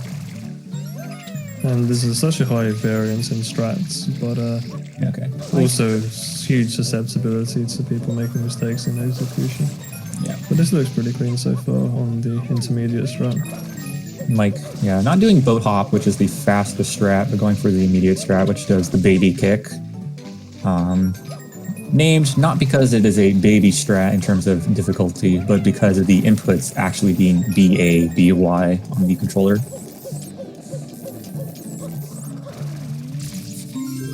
There's still boat hop, I think, right? Okay, boat hop is just the coin order. Boat hop is the coin order where you actually hop off the boat and you get the one on top of the cage earlier than the one that is under that cage that you would normally ledge hang for. The high one on the top, that's test strat. Boat hop is you go, you climb, and get the high one 6th. And then momentum spin over. I imagine it's the strat you do, right? No, I do boomer strats. Oh, okay. I have not updated my Pinna 3 strats since 2014. It's too hard. I don't feel like practicing and losing runs in the middle of Pinna. Yeah. That's a this history Romano of... does. Yeah, that's it. That's right. Boat hop is what I've heard it's been called. Boat hop is the other one. Okay. Pinna 4. Stupid shine. You can get a 1 cycle, but sometimes the turtles just don't work. Mike getting a 1 cycle, so it worked out for him. There are setups to make 1 cycle consistent. However, spam spraying is not 100% consistent with the water it shoots out and the direction it shoots out. So sometimes the turtles take the damage to wake up a little bit differently each time.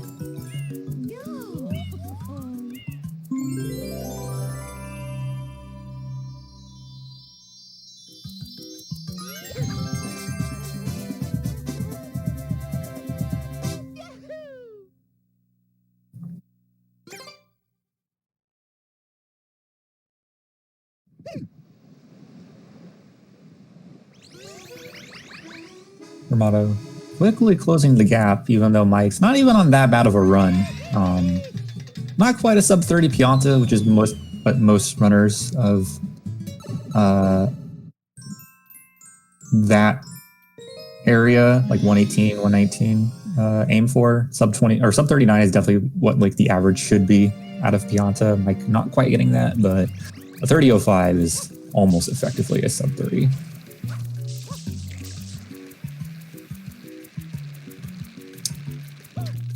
Mike, You're on Mike getting the worst RNG. getting trolled by BYG. Getting Yeah, coconut. 3 or 4 seconds for coconut. It's funny because coconut is also the worst fruit inside the park when doing Pinna 6 the old-fashioned way. So funny how that lines up. Both players again on JP, which means they can't do the overpowered trick known as fruit storage, so they instead have to chuck the papaya or the pineapple if they lose their papayas into the park so they can eat it after performing the clip. Yeah, it's interesting. There's a PAL and American versions, so not Japanese.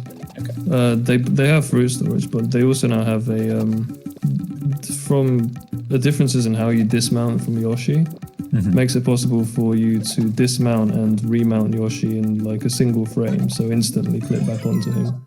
Which is on PAL and US, which is useful because it gives him some sort of clipping property. Like you can just make Yoshi clip into walls, and so it's now part of the fastest strat that uses a single stew and clips through the wall instead of using 2 stews, like was done here in order to get the clip. There are some JP saved a couple of seconds that are performed. JP only Yoshi clips that are performed by being under an object and clipping upwards with Yoshi, since the dismount properties are different on JP. JP cannot it's the same idea. Quarters. Yeah, up until pretty much last month was only ever seen in categories outside of any percent. Although I haven't seen top runners do it in any percent yet, because it's quite tight to go use the stew route that gets that kind of a fast clip. Because if you get hit by the stew, you lose so much time. Surprisingly, Romano does not go for over the top to the middle, which saves all of like a second, 2 seconds, and isn't that much more than over the top to the right. But you do have to hit this kind of awkward rollout / not roll out, get up onto the blue block after the middle. So Mike having a rough shot of Mario here, not quite getting the quick kill, which is still like 3 or 4 different things that make it hard. So it just kind of depends on what your preferences are. Like if you can tilt the stick in first person mode to get the right angle, and if you're happy actually pressing Y, A and B on the same frame, which can be kind of annoying. You have to sort of fat thumb it. So Mike with a 40, I can't read his splits. 40-56 Pinna, which is definitely pretty rough. You can perform Pinna Park in under 10 minutes, but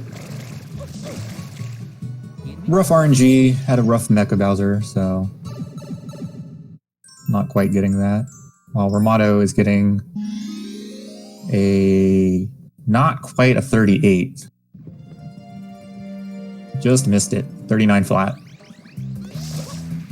So Ramato almost effectively has caught up to Mike.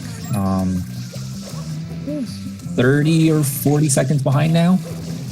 Yeah. He's very much slowly and steadily catching up.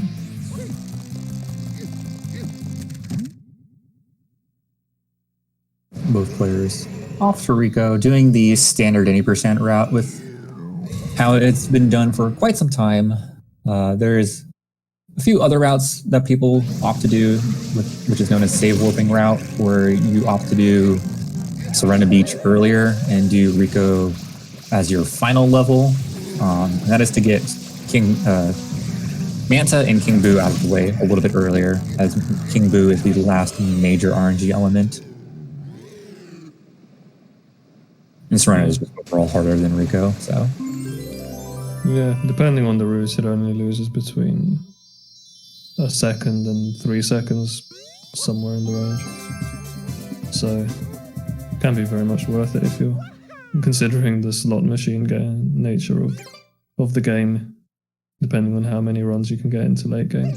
Yeah. But also just worth it for beginners, just because a lot of the levels in Noki are so hard, so bringing them earlier makes you less stressed. Yeah. A lot of beginners have difficulty with the majority of Noki. Noki 1 being just very, very execution heavy. Noki 2, you need to understand how to hit the clip and not fall out of bounds.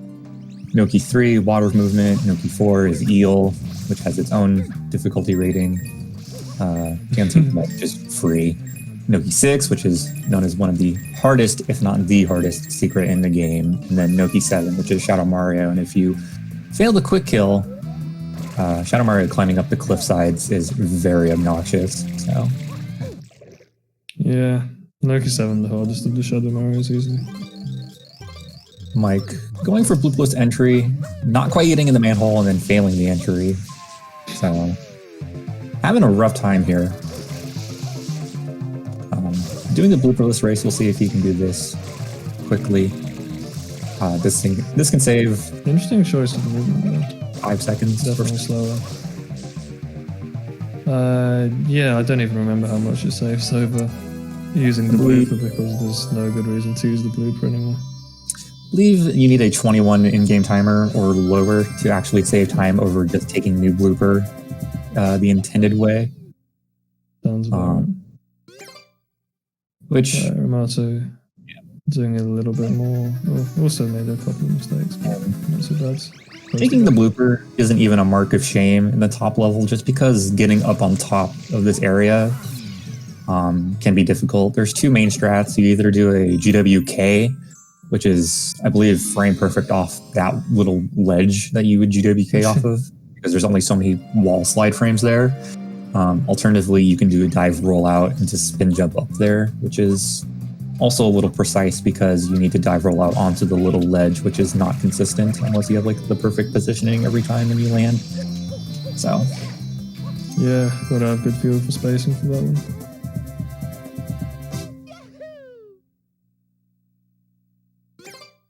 Rico 3, usually considered a freebie.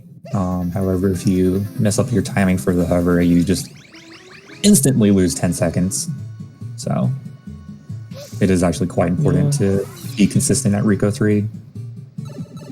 Or Motto. Definitely quite a hard level. Getting a ledge requires grab a lot of practice, because there definitely aren't many good visuals for when you should hover or anything like that. So yeah, definitely more of a entirely learned the feel. On feel hover timing. So alright, Rico 4. Mike, unfortunately, mistake in the Beyblade. A Beyblade, as we call it, is if you're spinning the stick and you tap the hover button to actually hover, Mario will start spinning like a Beyblade. And then you can do that to get a momentum spin jump off these little slopes on the boat. And that can save a handful of seconds if done on both Rico 3 and 4. By Mike handful. is looking at getting about 32. What would be a 32 IL, so he's Blue cycle, always what you want to aim for at the top level. Rico 4 is pretty tight in terms of aiming for that blue cycle. You can't really afford to drop an input or anything like that. You need to have really good, tight, concise movement in order to make it to the blue cycle. Otherwise, as you saw Mike and Ramada doing a jump dive option to the blue cycle, if you're even just a little bit late, you will bonk off that block and lose 40 seconds. Yeah, it's surprising sometimes. It can be really hard to slow down. It's kind of the biggest challenge here, because otherwise, if you can go for yellow cycle and make life a lot easier and only lose a single second. But often the problem in this level is actually regulating your speed is really hard. Like, you try to go for a fast strat and then you start losing time, and you just kind of have to know exactly where you are in the cycle and be able to lose time on what is otherwise very consistent movement.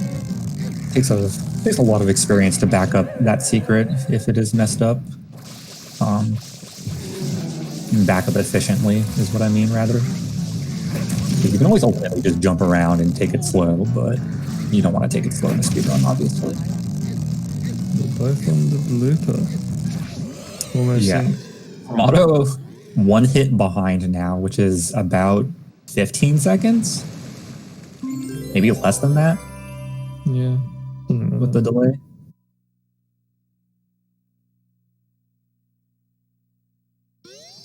Rico 5, this used to be one of the only levels where I used audio because of the cue of the blooper making a noise, which is when you can let go of it.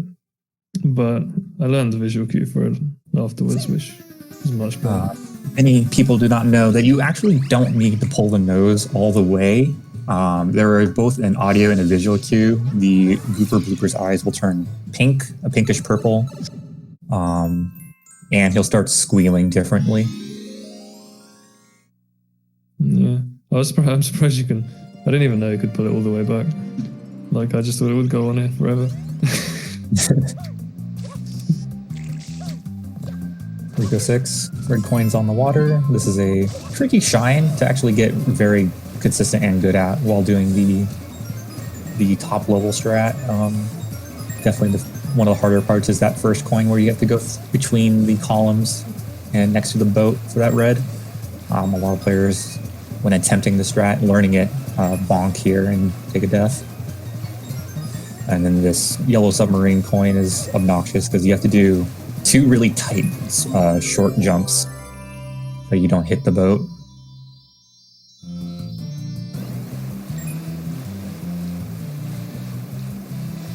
Armado taking an even riskier cut through there. Yeah. Going on the inside of the column through the outside. Mike missing the shine, missing the umbrella. Jumping on this umbrella cancels the blooper under you. Some players opt to do a very, very short hop, though, under the umbrella instead. That is it. Ramada's ahead. Yep. Ramada has officially made the As 2.5 of that. 2.5 minute mistake. Null and void. Urinal Mike can opt to go for the quick kill in Rico 7 to save half a second. Nah, there's no way he's going to do that. On this level, pretty much everyone does the same strat. Yep.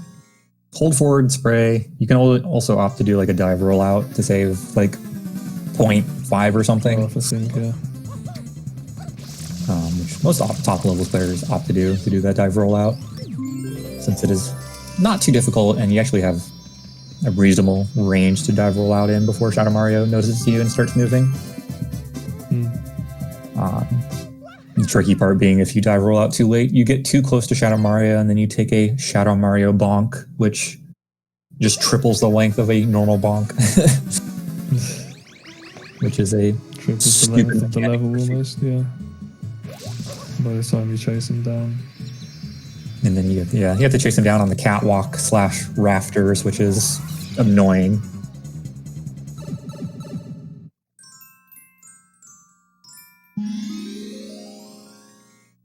Both players now. Bianca 6. Motto still has to be careful though, even though he has caught up. Late game can definitely be brutal, especially with some deaths in the secrets. Namely this one, Bianca 6, if you lose an input, don't quite get a spin jump dive the way you want, something. Anyways, dying at the top of Bianca 6 here can lose you upwards of a minute, if not more, depending on where you die, so... You can see how much of a difference clean movement makes from how ahead Ramato is here. Also having a some very rough clean single water slide over the bridge and everything. Yeah, the TAS water slide up the hill, I believe, saves 2 seconds if done properly. Maybe just a second, but it is very, very difficult to do.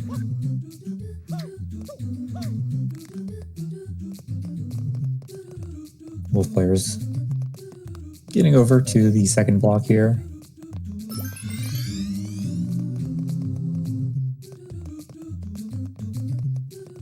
Let's see what strats both of them opt to do here at the top. Armado going for just the blue cycle here. We'll see if Mike does the clip. Yeah. So the strat that Armado does saves like half a second or a second, I think, over what Mike does, which is dive roll out onto the red platform that is flipping. If you go fast enough, you can actually clip through that platform and still make it just fine. So yeah, that's probably the hardest movement there is, the one where you go around it instead of going through that platform. Yeah, because you have to do... If you get there on a faster cycle, pretty much every movement you can do is easier, which is ironic. You have to do a very short rollout into an immediate spin jump dive when you land, which, if you're unaware, this game, and also just GameCube controller in general, is very prone to dropping inputs. So yeah, it can be very scary to do. And yeah, short rollouts are quite tough. Have to press A 1 or 2 frames. Full 1 or 2 frames. So, you know, it's the kind of thing you wouldn't call it a frame perfect thing, but it's just like the muscle memory you have to only be holding a button down for a 30th of a second or 2/30ths. Can be very challenging, depending on the situation. Usually it's quite lenient, thankfully. You can Mono, get 2 or 3 frames. Not getting a banana. I think he got kind of trolled on his jump spray there. So you can definitely see the experience and then just little things very, very quickly build up over the course of this game. Mike lost about 10 seconds, I would say, just on that entry into Serena Beach alone because of not getting that banana off the tree.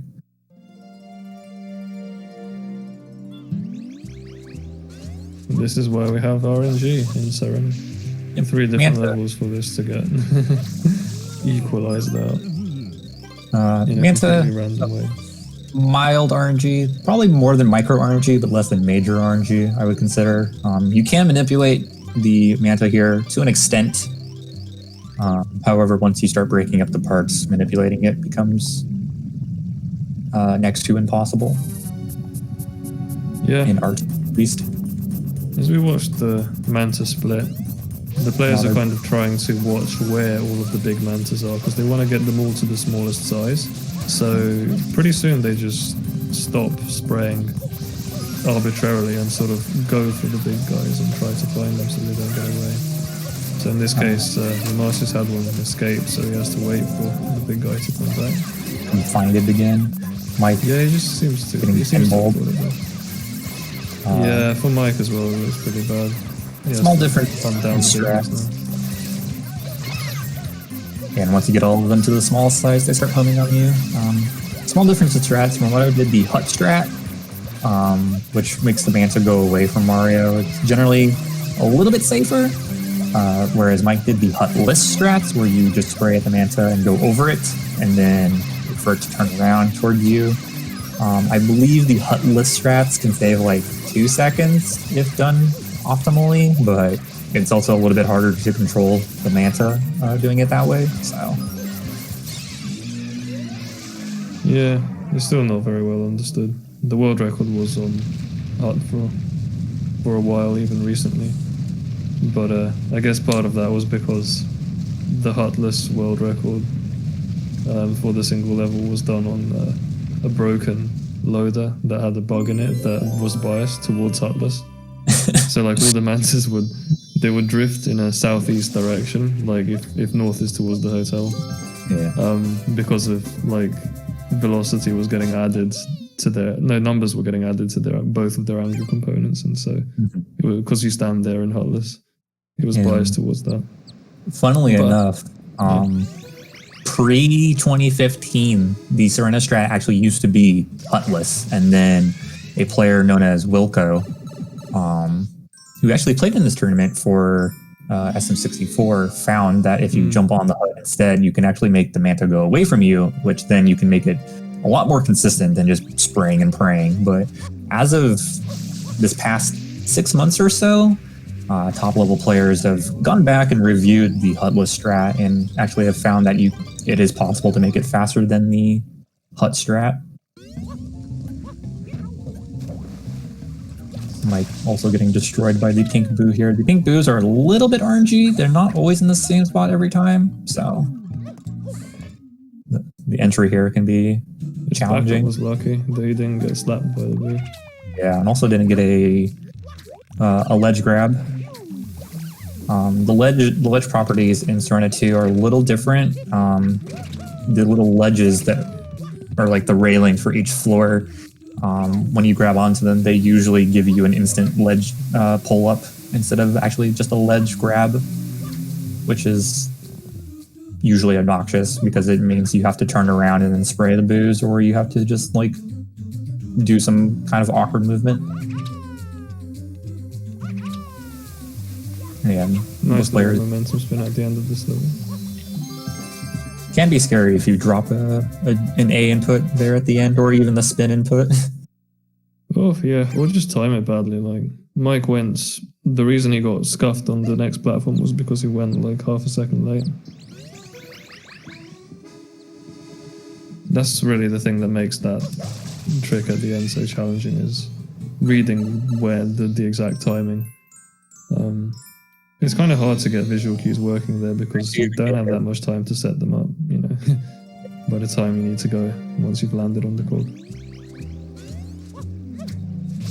Yeah, Serena 3, very easy shine. All you need to do is grab a banana and you can clip through instead of having to go through the hotel to find a pineapple for Yoshi, and then you can take Yoshi into the attics to eat boos that are blocking the path to the bath. Saves like 30 or 40 seconds over doing this with Yoshi. Murado, and let's see if Mike does it. Mike does not do it. Murado did a very actually tough GWK at the top.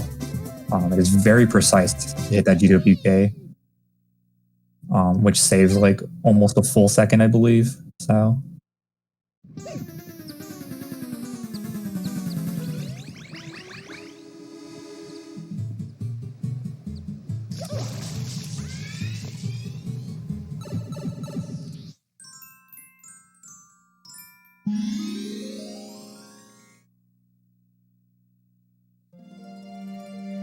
Love the little movement here to skip the casino.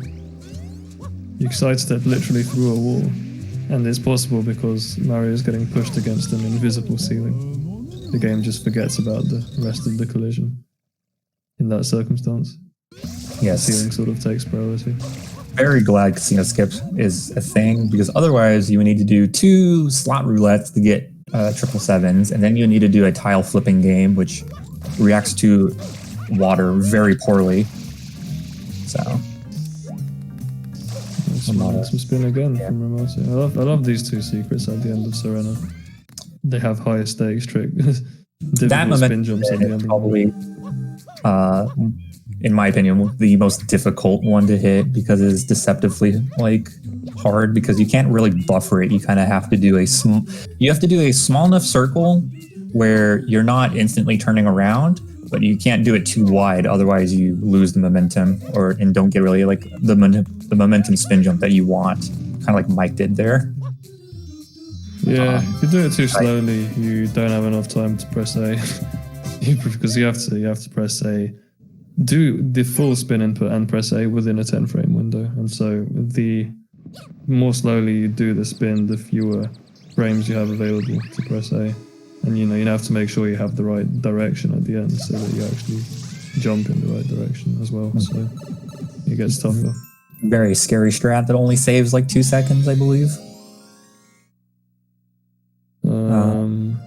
Yeah, something like that. 2 to 3. Auto. Final major RNG element of the game. This is King Boo. You need to hit him with 3 fruit cycles. After a fruit cycle, you must take a mandatory non-fruit cycle, and everything outside of that is extra. As Shout mentioned earlier, much earlier in the run towards the beginning, you have about a 70% chance of getting fruit on this first cycle here.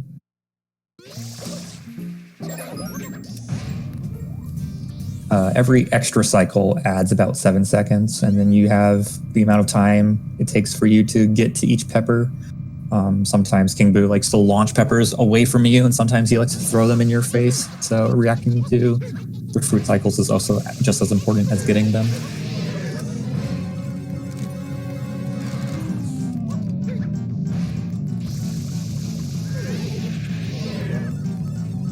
Very nice pepper grab there from the Motto as it was bouncing.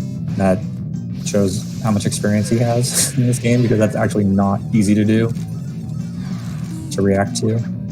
Mike getting bullied here by some extras, I think. I think he's gotten at least one. I don't know if he got a second one there.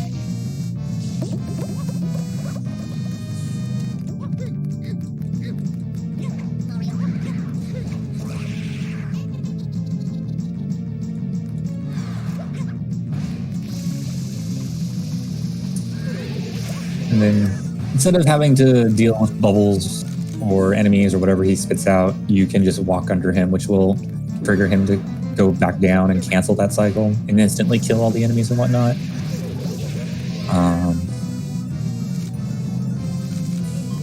I believe Ramato didn't get any extra. Mike has so far gotten 1 or 2 extra.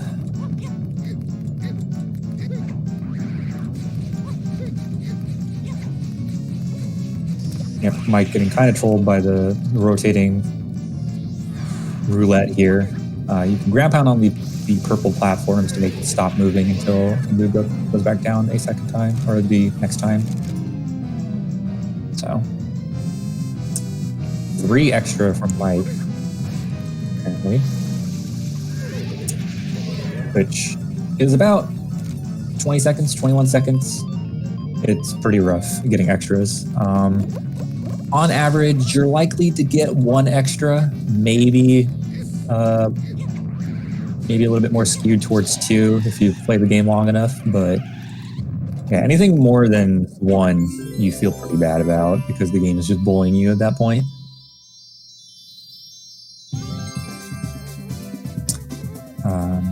Motto onto Serena 6. This is much more difficult on JP than it is on PAL and English. The requirements for JP are 99%, maybe 99.5 clean beach rate of the goop, and that also includes invisible goop, which there's sometimes few pixels that are left on the ground that can still shock you, but seem clean because of how the game's goop mechanic works. On PAL and English, they reviewed this and they're like, this is too hard. So they made it about a 95% clean rate, so you can get away with cleaning it a little bit more sloppy on those versions of the game.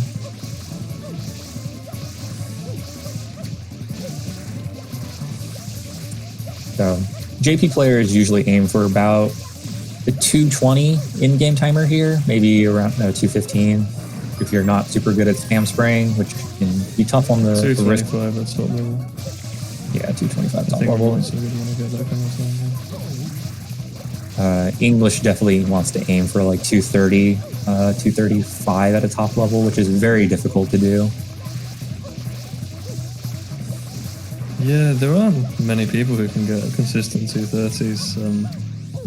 In the PAL and English version, it's always kind of impressive when you can see someone who can do that. It's kind of the feel you need, and it's just, there are so many levels in this game that are like just really different from the rest of it. They don't test your normal movement ability. You just have to have a really particular feel for a specific skill. And also a little bit of RNG, as mentioned, because spam spraying is not 100% consistent. Yeah, definitely. which is even more of a pain in the mix. Yeah, Mike down by the full shine now to Shadow Mario and Serena, which is he's about behind by like a minute 10, minute 15-ish. Ramato doing very well for his team, catching up in Sunshine when they were down by 2.5 minutes. Ramato also, saving extra cycles off Mike, which is 20 seconds, give or take.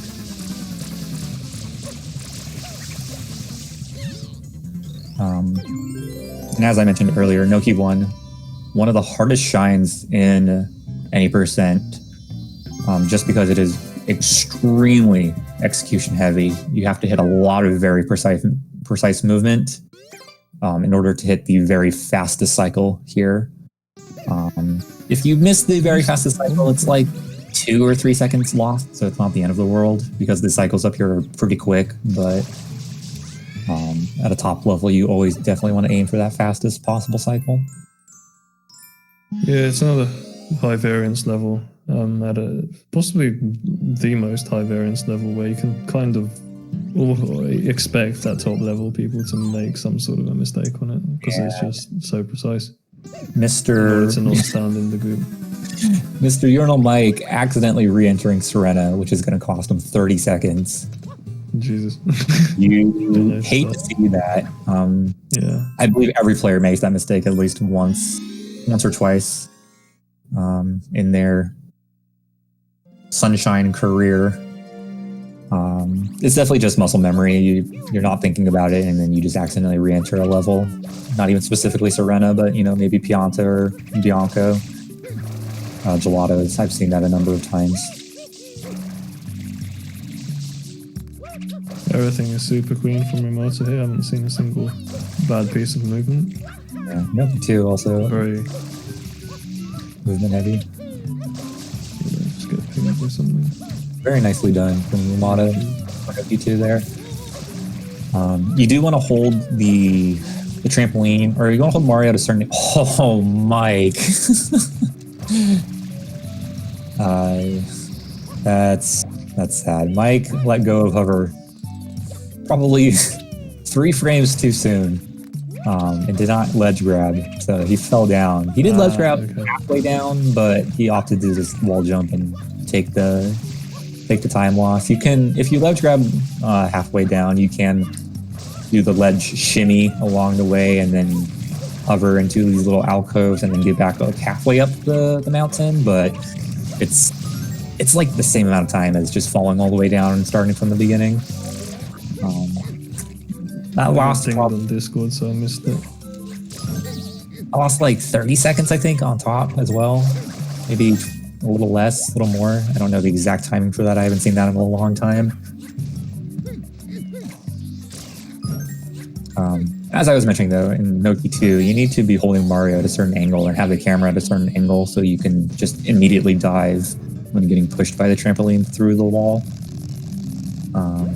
Noki 3, very simple, just water movement. The only tech you really want to employ is holding neutral on the control stick for the 7th coin, as when you're holding neutral and you land, Mario can instantly move again. Otherwise, if you're holding the control stick in a direction, Mario has all this built-up water momentum that he has to slow down in order to go back a different direction.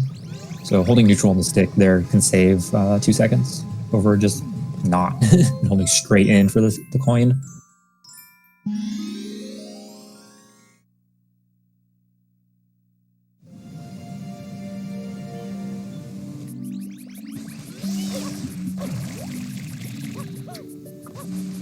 Very good movement there from Ramato. Entering Noki 4, Healy Mouse Tempest. A boss shine that has definitely messed up a number of players' PBs before. You can get chomped here, or you can just miss the cycles. And definitely strats have improved over the years. The base strat that you always want to aim for as a player is 5 Tooth. Where you clean the 4 inner teeth and then one of the outside teeth, as the outside teeth will usually make the eel want to go down. However, if you clean an outside tooth while the eel is trying to chomp you, or it starts doing a spinning move, it'll cancel it going down, and then you can just repeat that until you have cleaned all the teeth. Ramato will probably aim for a 6 tooth here, which you clean the golden tooth, and you can still clean another outside tooth, but it is very difficult. It is very tight to go for. Did not quite get it. Got about a 5.5 tooth.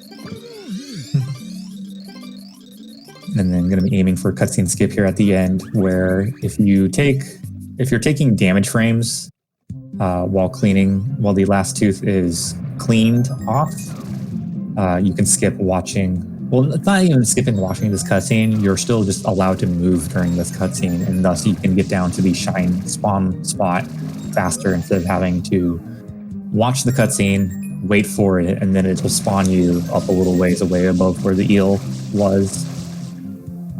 And it saves about 15 seconds, I believe, getting the cutscene skip over not getting it, which it's not even really a cutscene skip. It's more of just a movement skip.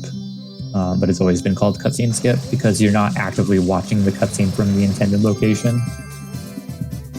So, see what happens to Ramato, just kind of gets out of control.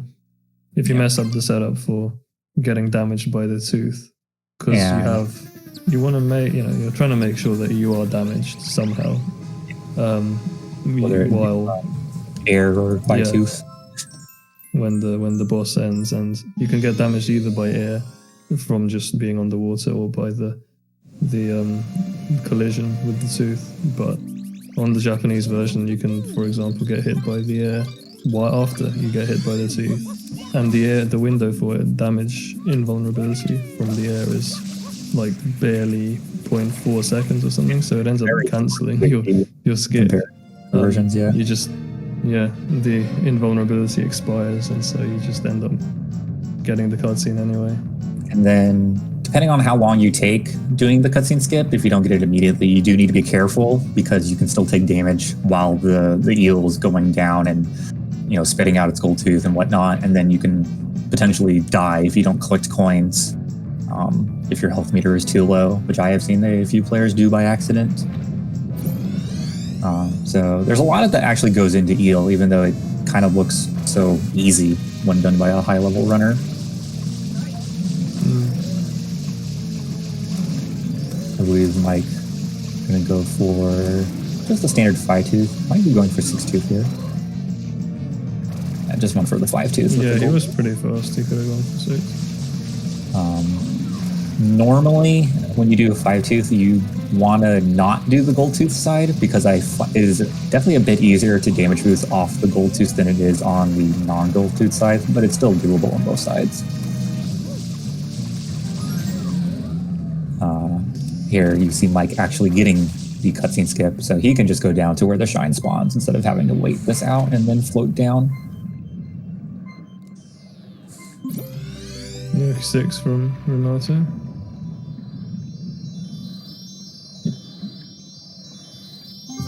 Nice the rope movement here is challenging. It tests all of your movement abilities, your ability to space, spin jumps, delay the A press so that you're going in the exact right direction, and timing the ground pounds. Ground pounds give you a bit of additional space on your hitbox, so you can grab the rope from below it, which he's just about to do on this rope as well. So he just did a quick ground pound there. They add vertical height to Mario's hitbox, and holding the rope movement is actually kind of difficult because sometimes Mario likes to be unbalanced still. He'll kind of freak out if you're not holding the stick in a very specific notch direction. Yeah, you always have to know for each rope where you're supposed to be holding. He's done pretty well here to back up missing a cycle. Yeah, overall, the safe 36 is what that was because he didn't quite get the fastest cycle. And also that rope movement to the secret entrance itself only saves a second, maybe a second and a half over the old-fashioned movement where you go up the side of the cliff and then do a spin jump over to one of the shells, and then you just kind of do 2 like big jumps off the rope connecting. Yeah, world record was 3 seconds faster, I think. maybe even more time. Here we see the standard quick kill from Ramato. You kind of just want to spam spray Shadow Mario a lot while close to him, but not too close so you don't bonk. If you mess up, Shadow Mario will climb the cliff if you don't get him at the very base of the cliff there, and you can lose like 11 seconds, which is very tragic. AKA me. I do it all the time now because I'm bad.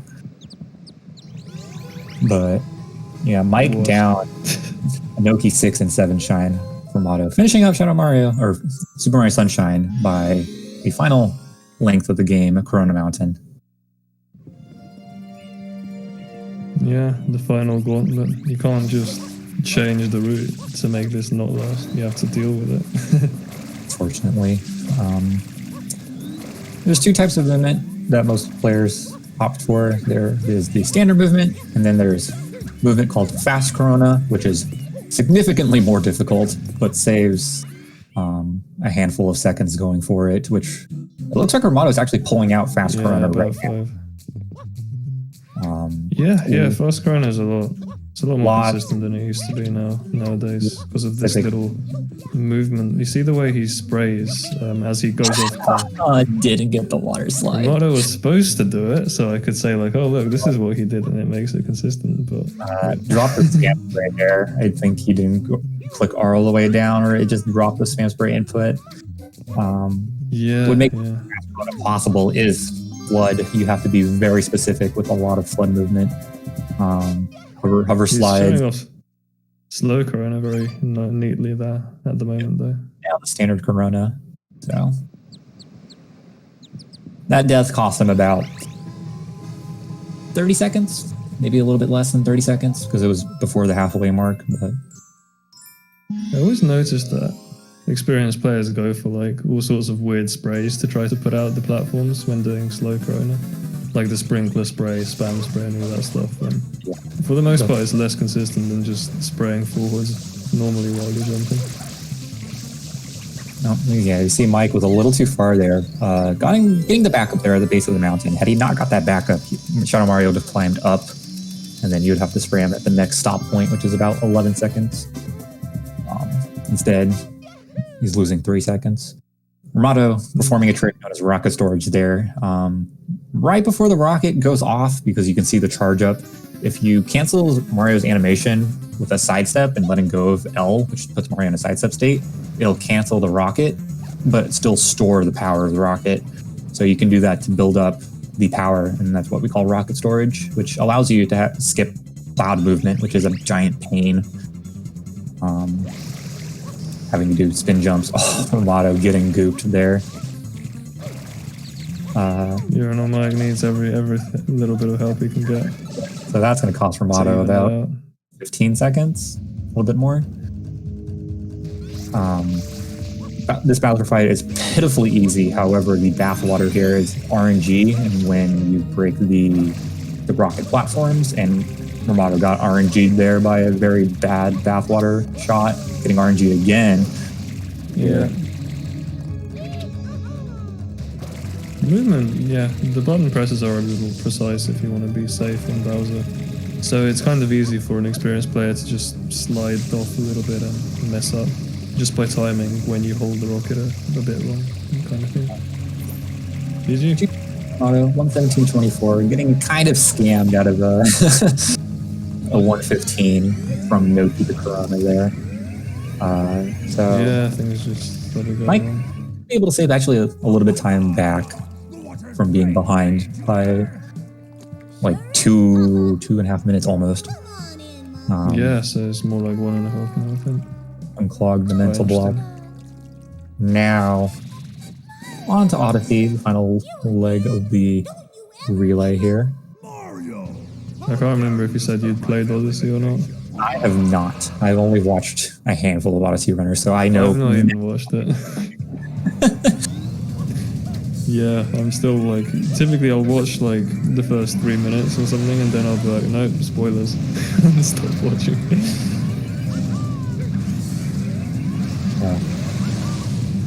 Watch Mike finish out the portion here. Normally the strat for Bowser is you want to aim for top right, top right, top right, top left, and then whatever fastest on the last platform. And that prevents Mario from like doing these weird little ledge stutters or not being able to charge up the rocket again.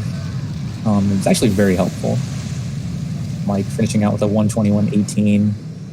Yeah, about a minute and a half, or maybe a little less behind Team Unclog the Mental Block now. Doge for Team shortly. I don't know how like consistent these SMO runners keep claiming they are, with like the really small variations in their runs in terms of errors and things. But them having the same PB pretty much and 1.5 minutes behind. I wonder if that's enough for Doge to catch up. So I mean, Az just needs to keep his lead. Doge needs to play well. Hopefully catch up. Any major mistakes can definitely put Doge back in the race, only behind by minute 20 or so. Both players equal in terms of skill. So I will be right back before we actually get underway into Odyssey. Here you start in Cap Kingdom. Or nice Cap. one, yeah. Thanks for joining me on comms. I'll probably head out now. I will be right back for the stream. Yeah.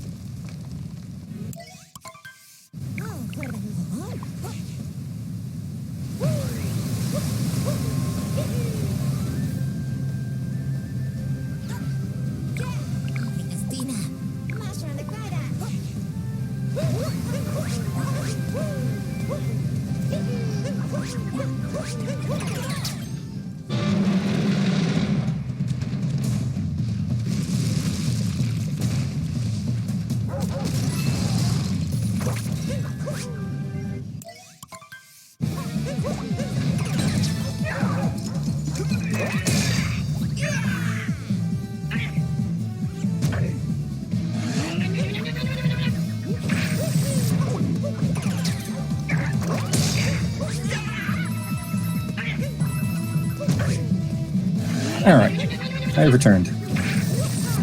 I know very little about this game, but I will do my best to commentate it as I see it. As finishing up the second major, I guess, boss battle of Super Mario Odyssey against the Big Bunny Lady with a gold chain chomp.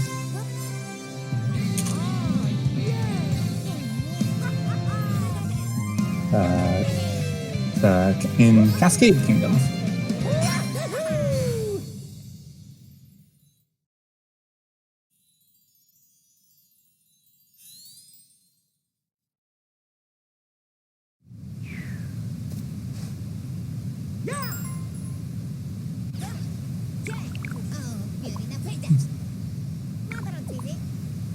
Doge following suit, grabbing control of the dinosaur.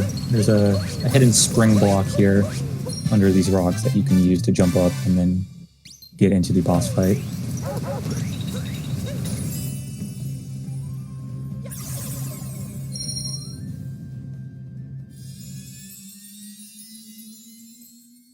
I believe the main strategy here for the boss battle is you throw Cappy away from you, and then you backflip towards the chain chomp, and then have Cappy hit the chomp, which will get rid of the little hat on it, and then you can throw Cappy immediately again, so you can take control of the chain chomp, and then hit the Big Bunny Lady. But as moving on out of Cascade, going to be moving towards Sand Kingdom, I believe it is called.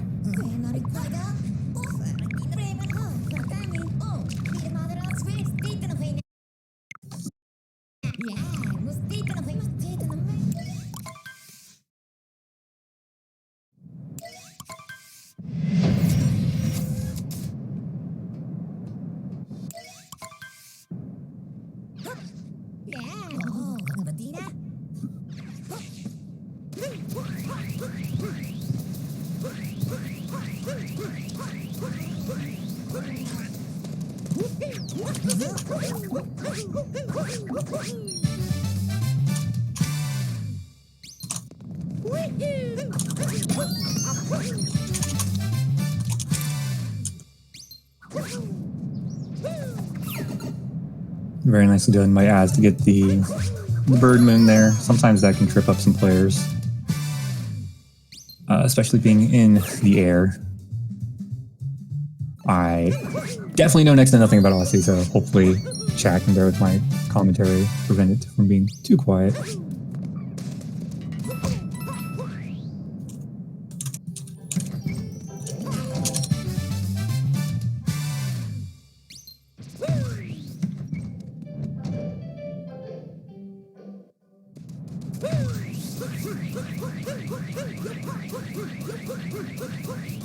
A lot of the movement in this game is rolling and then doing some movement with Cappy, such as triple jumps off Cappy, and delayed takeovers where you throw Cappy in a certain direction, go get a moon or something, and then have Cappy take over an enemy close by and then warp up to that enemy. As such, you'll be seeing here on Az's screen, where your chain chomp here is blasted, he'll throw Cappy up, come grab this moon, and then hopefully Cappy is close enough to still get the chain chomp so he can just teleport over there. That saves him having to climb up. Also Doge joining in Sand Kingdom.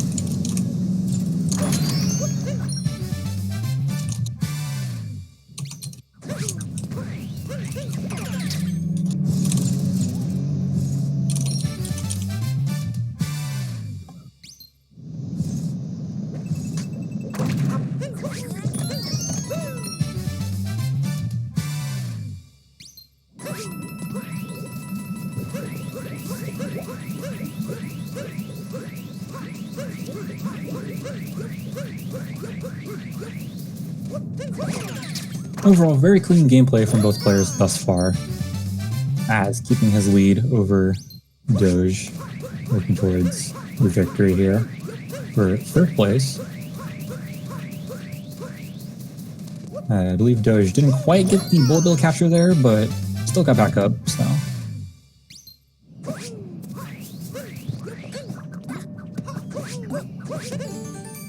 Here, Az is going to be doing the musical notes, where you just spin Cappy and collect all the notes for the moon.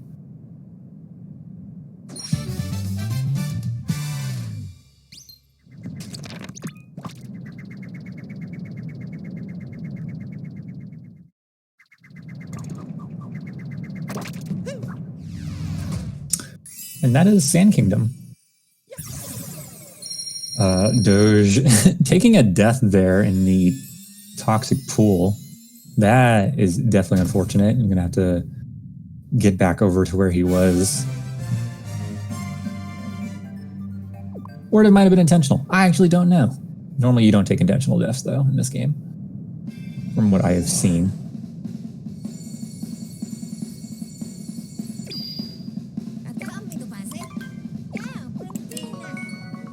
So now that Az is done with Sand Kingdom, he's going to be moving on to Lake.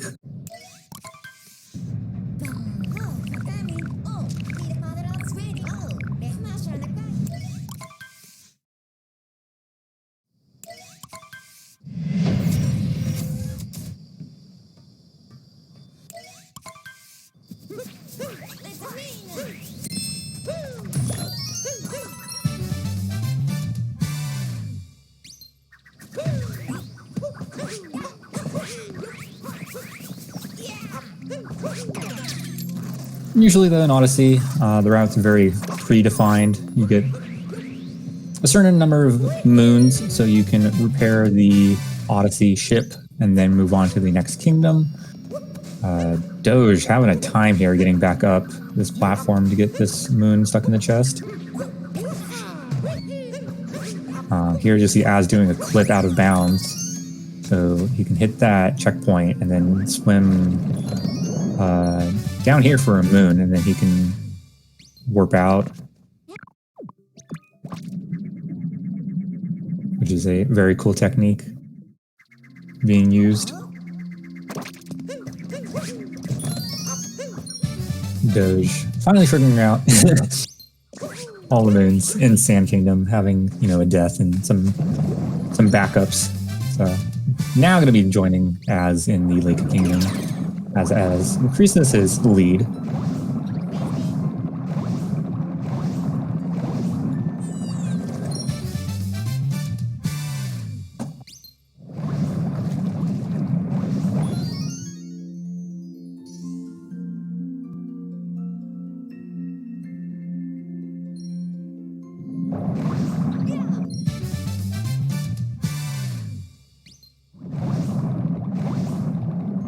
From what I've been told, usually there's very few route differences or moons you can swap out.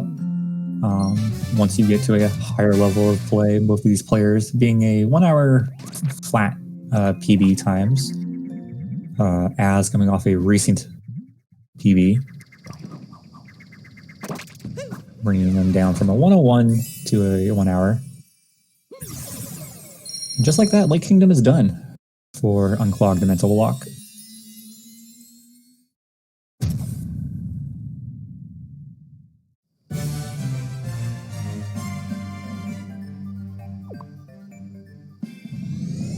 Let's see if Doge can also hit the clip after bonking here for the moon.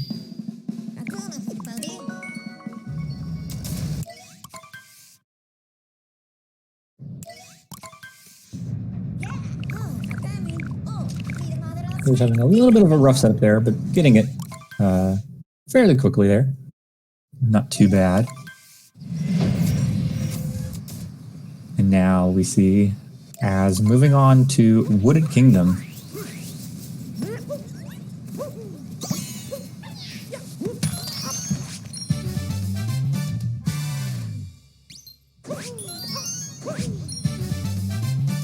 So there you can see Az kind of beat up the bunny for one moon and then wait on during the downtime, use that to get a different moon that was close by.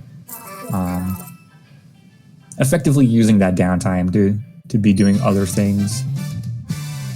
And here you also see some moons during the any percent run are bought from the shops for some coins, which you can pick up along the way. All part of the very extensive routing from the community.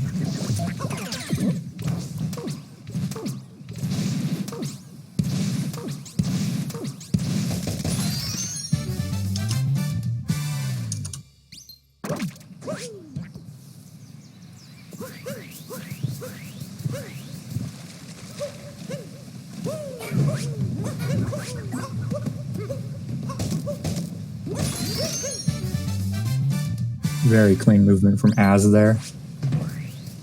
Get up to that. Get up to that moon.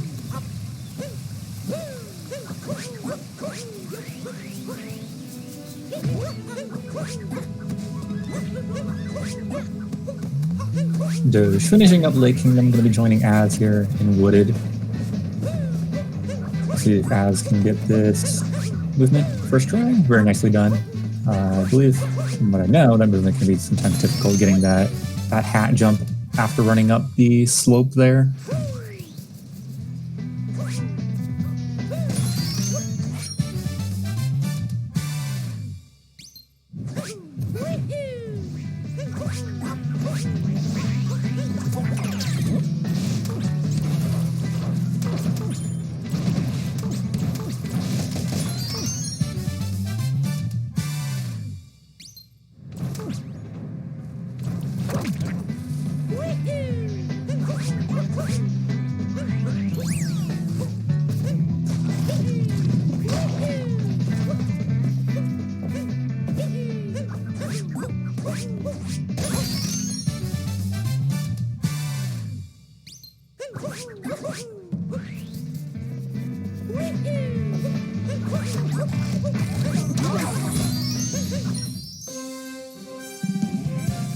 Very, very clean movement from ads thus far.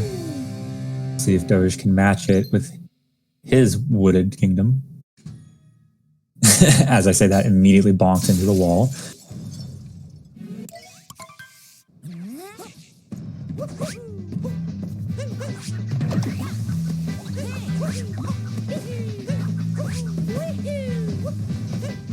Here, I believe you can do a little bit of different movement. Some players opt to do like a jump off the little railing there. Other players do that little like run off hat boost from the P platform. I believe it's just a matter of difficulty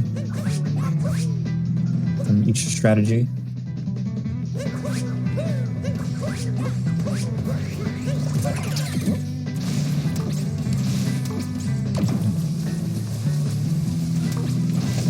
Managing the out of bounds here very well. You can do that to effectively skip part of that, getting that moon the normal way.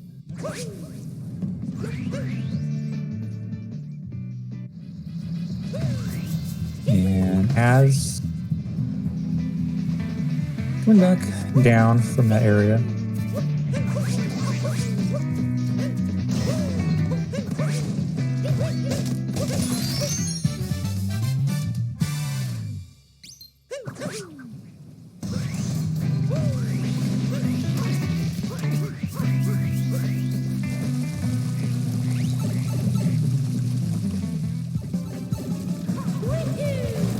Here in the little underwater secret sub area with the fuzzy lines.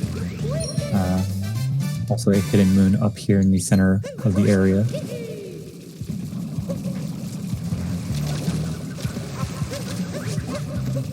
I believe this area is primarily cycle-based, so very nicely done from Az, and now going to be warping back towards the Odyssey.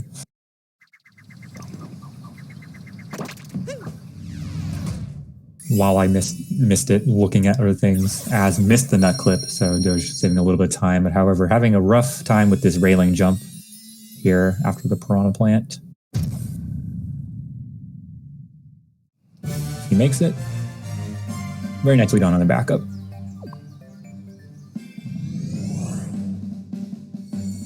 But Az, now finishing with Wooded, is going to be moving on towards Cloud Kingdom, I believe, where you will be fighting Bowser.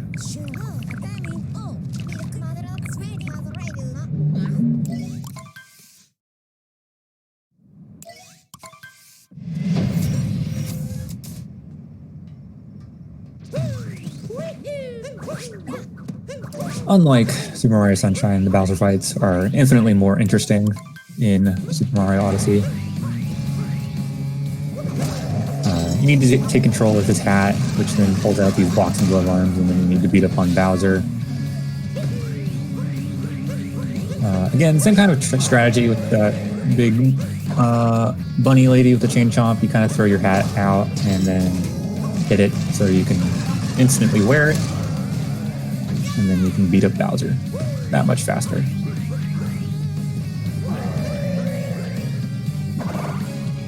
Doge having a little bit of trouble there with some movement.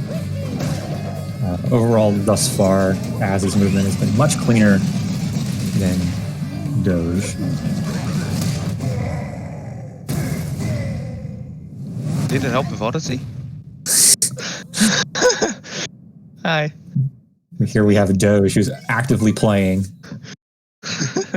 commentating, probably his own run, so I can stop commentating as part of the run, telling me what's going on. I have a delay, I don't want to spoil it. But Az, with a very clean Cloud Kingdom, now going to be moving on to Lost Kingdom.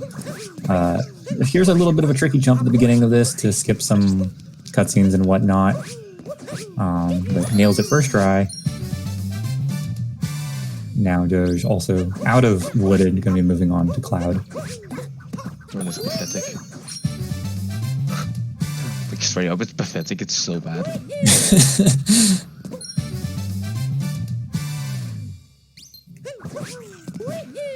Lost Kingdom having very specific movement, very consistent movement as well.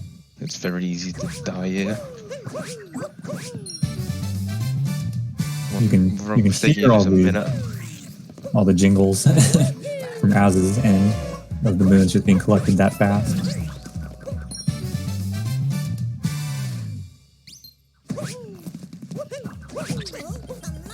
Here's gonna set up by throwing Cappy at an enemy that holds Cappy, which then will blast Cappy towards Mario, which then they use to blast him into the rocks that are holding the moon. And same type of deal here with this cage way out over here. During the movement, you have Cappy thrown or blasted back at you, and then you can hit the cage with that. Pretty hard. And then the moon under the bridge, which is very easy to get caught under, and then could potentially give you a death, which is just a few seconds lost over not dying and getting your way back to the broken Odyssey ship.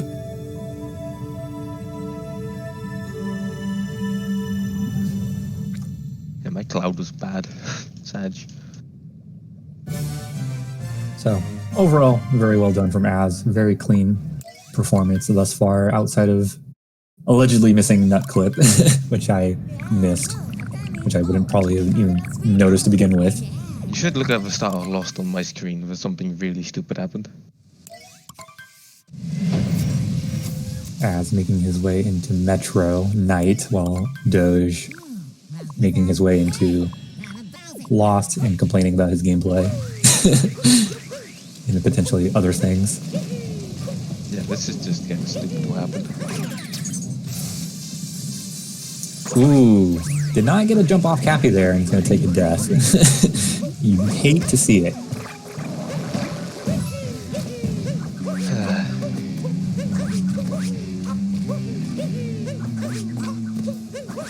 We're going to have to do it again. Gets it the second time. While Az working his way through Metro. Metro is split up into night and day.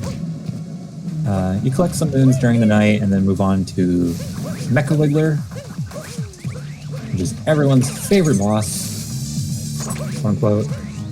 Doge taking a rough death from the butterfly moon. Just did not quite jump back the correct direction there, unfortunately, so gonna have to make his way back over there, doing the tree jump again. That butterfly can be really annoying. Don't you just get a weird angle and die.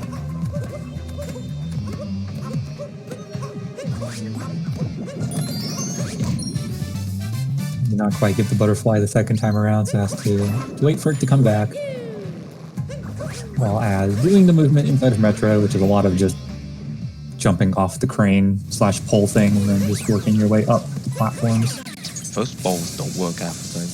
Very annoying. Into Mecha Wiggler. So what's an input? I don't know anymore. This isn't giving me one. Doge having a rough time with the game. Mecha Wiggler, you take control of a tank thing, and then runners usually sit in a corner, which then prevents them from being hit, or at least you can manipulate Mecha Wiggler into doing things that make it fast. They can go a short distance if you do that.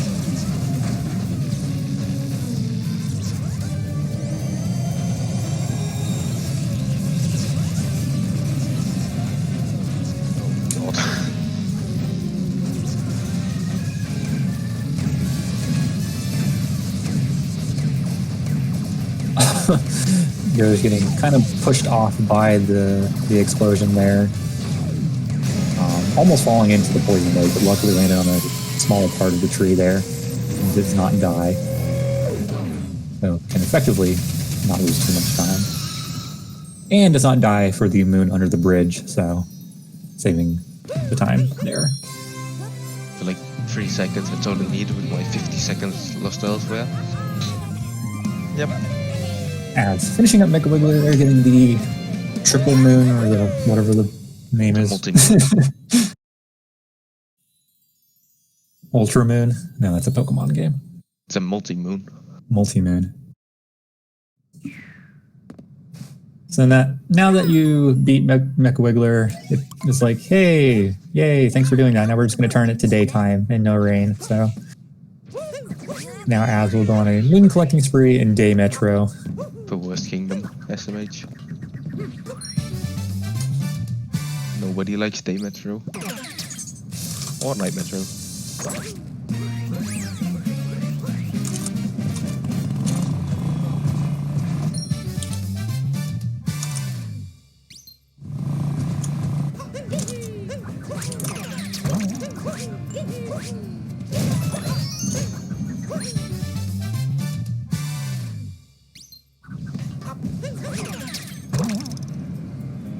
It's pretty clear that we're losing here, so I'm just gonna go for a flashy strat, say no. Gonna be cool. Az almost getting the trash moon while having Cappy near the little throwing pole. Not quite all the way though, so didn't quite get it perfectly. For anyone joining, this is the bronze match, or match for third place in the Super Mario Sandbox any % relay tournament, where a team of 3, where one speedrunner on the team will play Super Mario 64 70 star, the player will do Super Mario Sunshine any %, and then the last player doing Super Mario Odyssey any %. Guess that's me. Here we are. Very rare situation when we're not playing the games in the com booth. Yes, we have Doge Cyanide for Team P playing and commentating at the same time, which is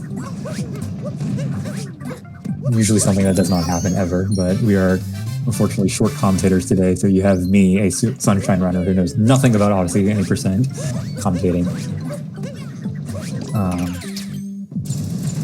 But yes, we are in the final segment of this third place match with Team Unclog the Mental Block taking the lead in Odyssey by about a minute 20, and that lead has since grown since the start of the Odyssey portion of the race. I'm really bad at the game.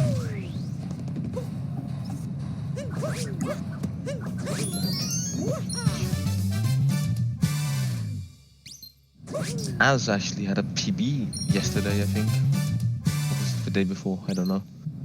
Yeah, I got a 100.47. Az coming off the Origin PB, as mentioned earlier, now doing the Empire building movement, which is a lot of backflips and diving, and sometimes it's just a scam because you bonk or you miss the moon entirely, kind of like Az did right there. And then you just have to climb back up again and then bonk some more and then get back up, and it's, from what I've heard, a lot of runners don't like this moon. Don't think anybody does.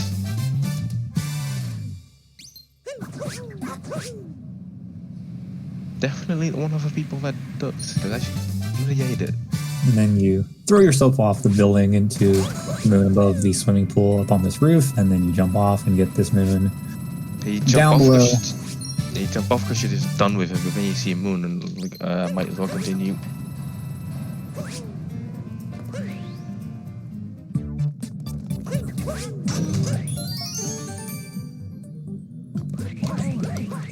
Doge also joining in Day Metro now after finishing up the Mecha Wiggler fight, while Az is finishing up Day Metro, only needing one more moon.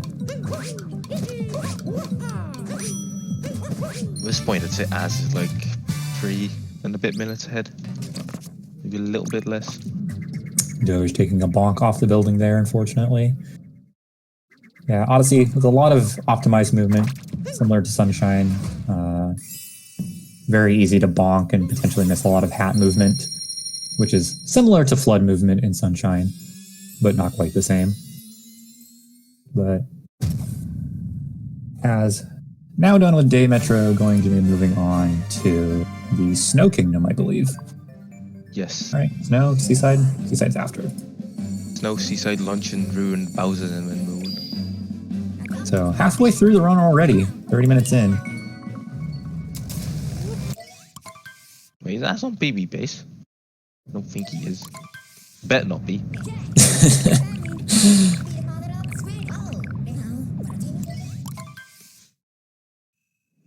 Okay, when I enter the next room after this, you'll see what I mean by the poles being stupid.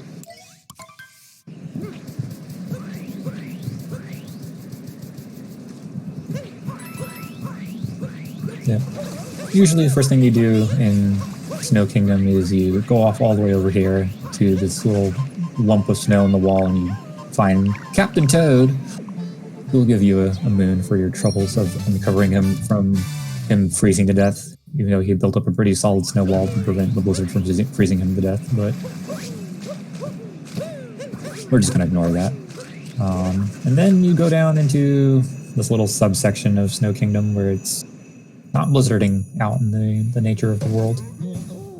Meet all these Yeti-like creatures. I think they're called Snoodles.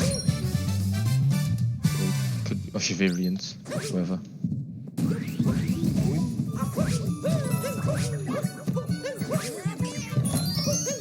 They're the guys that get in my way, usually.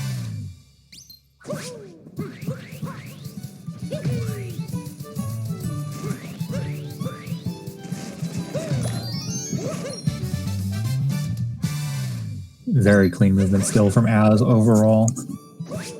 Minimal bonks. Very good moon grabs and hat movement in general. You see how well it goes in the even farther subsection with the Poison Lake and then these cloud guys who like to blow stuff back and forth.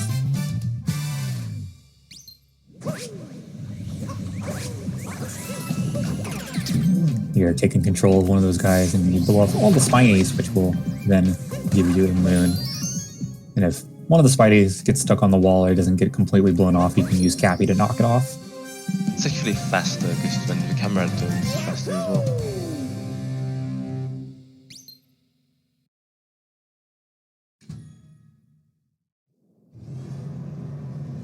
Now, I don't know if either of you players go for that Odyssey ship jump to that moon out on the cliff that looks really precise.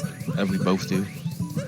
I do not know what that's called, but it's very cool looking, but also very hard. It's Snowdram. Snowdram. Yep. But before that, we still have the Goomba subsection here.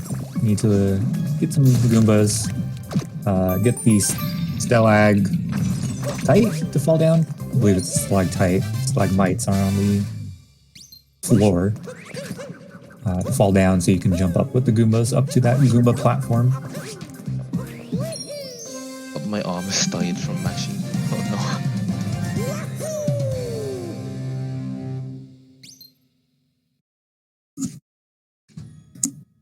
no. As finishing up Snow Kingdom while Doge about to enter Snow.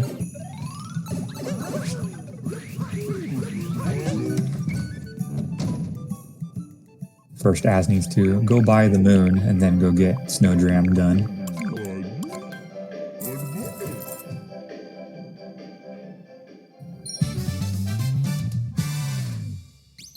And as mentioned before, sometimes buying moons is just faster than other moons that are available.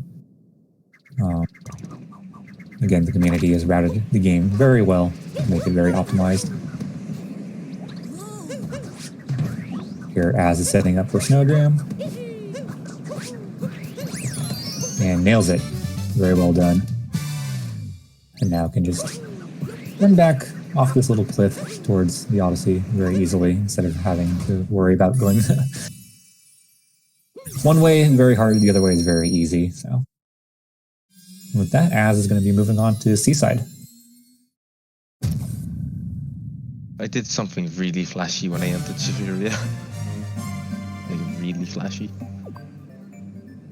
Doge showing off his swag strats. It's actually faster. Oh my god. Showing off his optimal set swag strats. I totally didn't copy from Mitch or anything.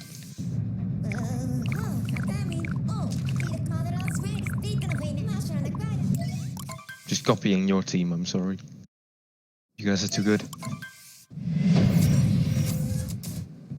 Team name is gonna win the tournament. Probably.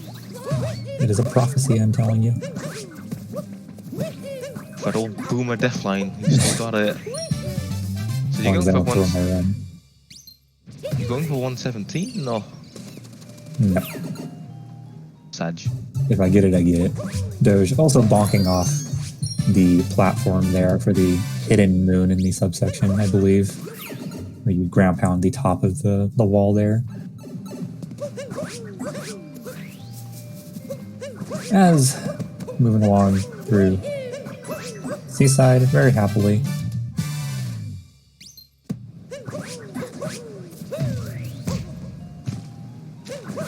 Taking a little bit of a bonk there. Now I'm going to be moving on to the underwater section of Seaside with the Cheep Cheep.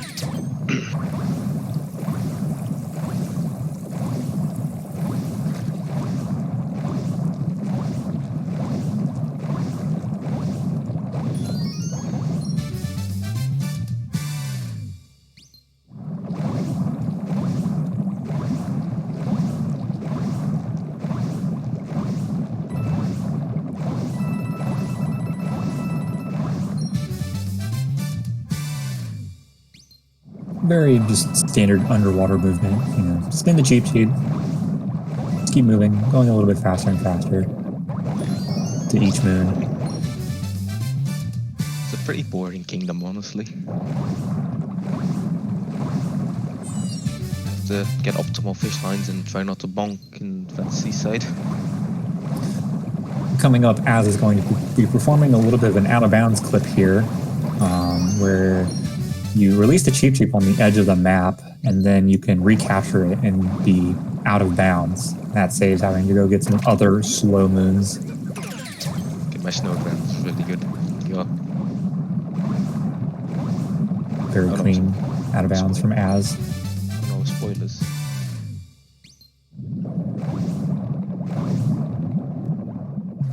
Doge performing the death line by spoiling what's happening in the race because of the delay.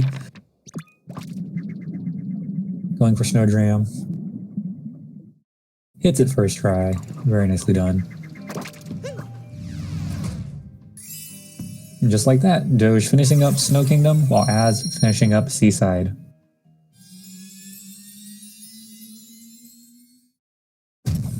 So Doge down by one kingdom. About 3.5 minutes, I'd say.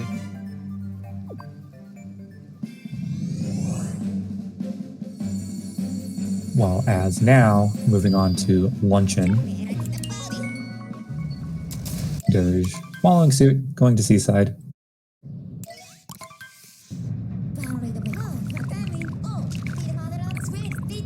I believe Luncheon has some amount of variance where you used to get the multi-moon at the end of Luncheon, but now usually that's being skipped because it is slow. It's spiritless route. It's a lot harder, and I don't think Az goes for it. It's just a field route. But yes, there is a trick here that Doge can explain much better than I could, where you skip something and it saves a lot of time. It is very difficult to do. So. You do a buffered, not buffered, expected triple jump around viewer. Just skip him, and then you do a lot of hard other stuff in say like 6 or 7 seconds. Or go for it every run. Yes. Yes, you see here Az doing the little mini boss. Just gotta wait and then jump on his head, as you do with most Mario enemies. Very original, Nintendo. Wow.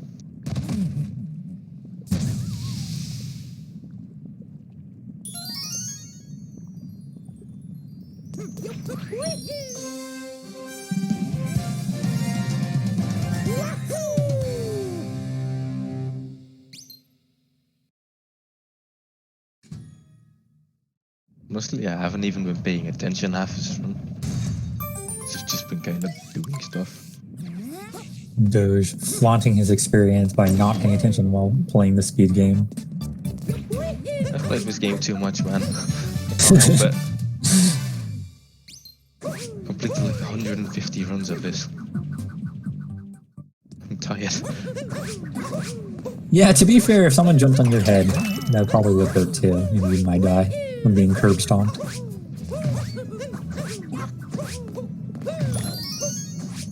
Luncheon, surrounded by hot Okay, that lava goop. Pepto-Bismol. Pepto-Bismol goop. Does not instantly kill you, you can damage boost off of it, which is kind of performed. for some movement. Doge getting the out of bounds clip with the cheap here, finishing up Seaside, missing the moon. This isn't good.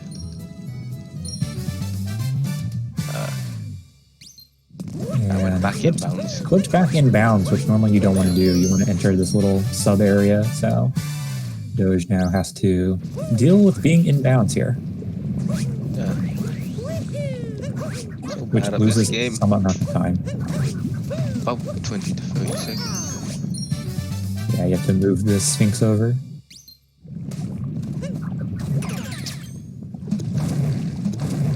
So here Az is going to be taking this Kodabu over, so doesn't have the damage boost over there. And now it's in this little subsection with the sling forks. I haven't been spiritless in a while, so it might not go that well.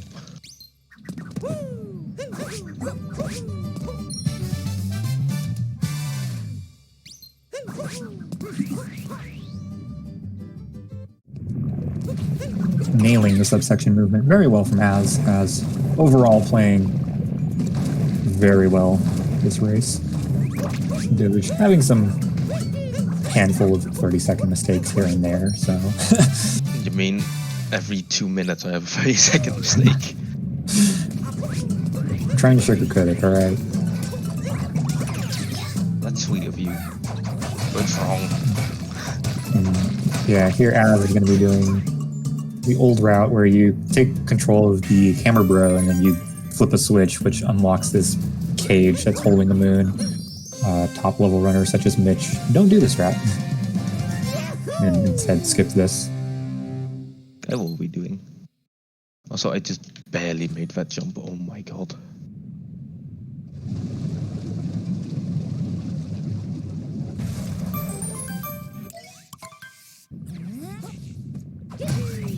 Here we see Doge going for the skip. Very nice save at the end. Almost missed it and bonked. I would have died there. But doing the fancy route. Saving a little bit of time. Probably over not. Assuming he does not die. Or lose any more time anywhere else. Such as taking a bonk like that.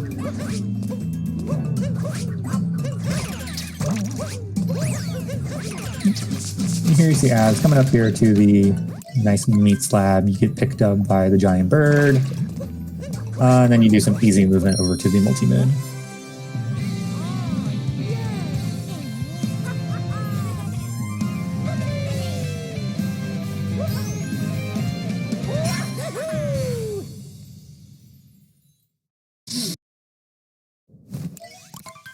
Slot section is surprisingly hard.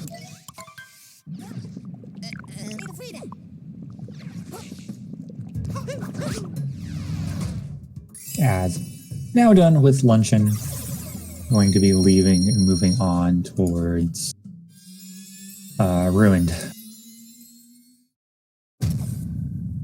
Leaving with a 45 something? I don't know when the exit time is, but 45-13 on fade out. So I don't know exactly what kind of pace that is, but 21. Overall, a very solid run from Az thus far. Has not made any super major mistakes outside of missing a clip. About 30 seconds.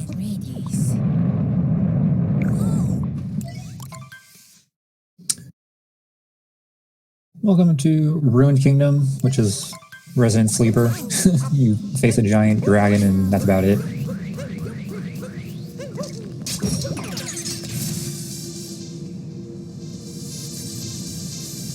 Nothing too fancy or exciting with this dragon. You need to wait for him to slam his face down onto the arena, and then you jump on his head. Take out the little chains that are blocking the spot. Swords. Or sword chain things that are blocking the spot for you to ground pound, and then you ground pound his head. And you do this 3 times, as you do with most of Mario enemies.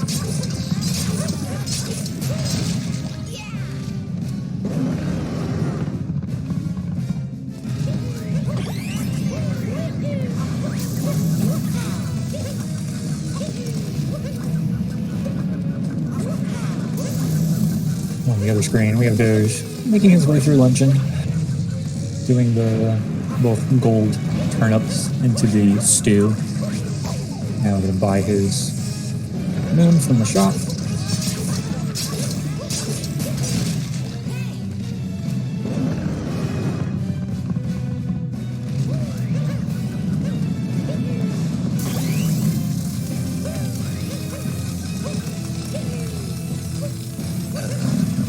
Nice bonk there from Doge from getting the crate moon. Hope you end up with bonks, don't worry. And a bonk again. And that is the third hit from Az, I believe. Yep. So, done with Ruined. Gonna be making way to Bowser's Kingdom. Oh, Doge doing the movement there where you unlock these invisible blocks above the Pepto-Bismol lava, and unfortunately it was not high enough and has to take a death.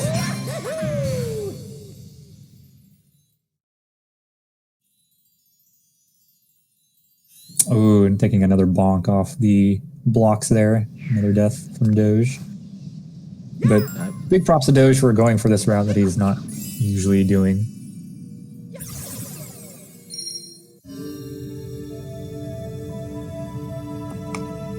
I haven't practiced it that much. Oh. Gets it the third time.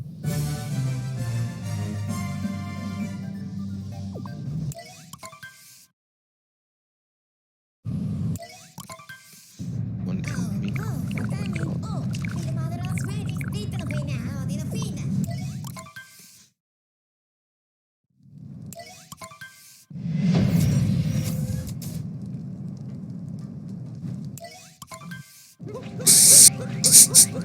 Doge now in the Potoboo subsection area and just missing this small jump there at the beginning instead of taking a short death. Twice. Yep. While Az working his way into Bowser's Kingdom, grabbing hold of the little bird enemies that you can stick their beaks into the drywall. The Pokeos. So you have a slightly different route in Bowser's, because I don't do that one. I do another one.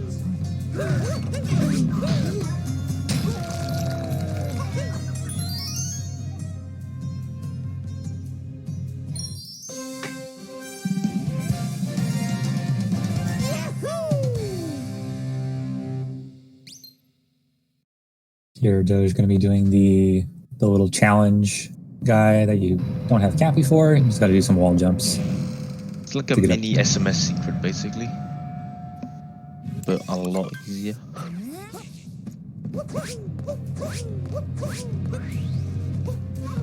And Doge is now done to luncheon. Huge respect for going for a route that they're not comfortable with in an attempt to save time. Also to swag out. Meanwhile, Az working his way through Bowser's again, collecting these 5 moon medals.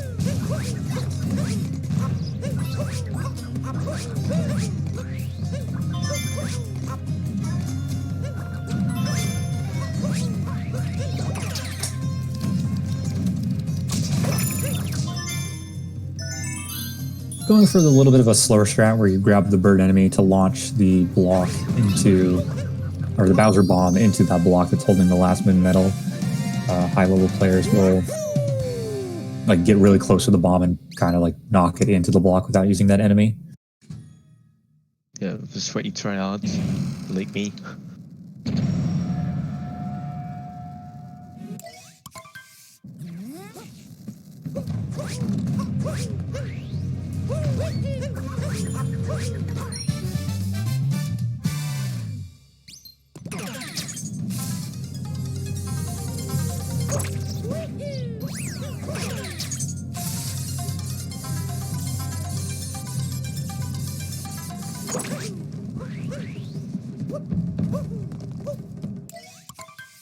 As moving on towards a little bit of like a mini boss rush where you need to beat up the bunnies, free the actual boss of Bowser's.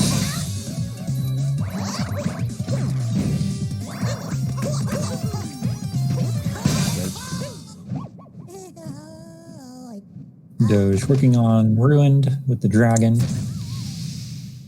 You're not doing very well, but Getting smacked by the dragon as well. he really doesn't like me.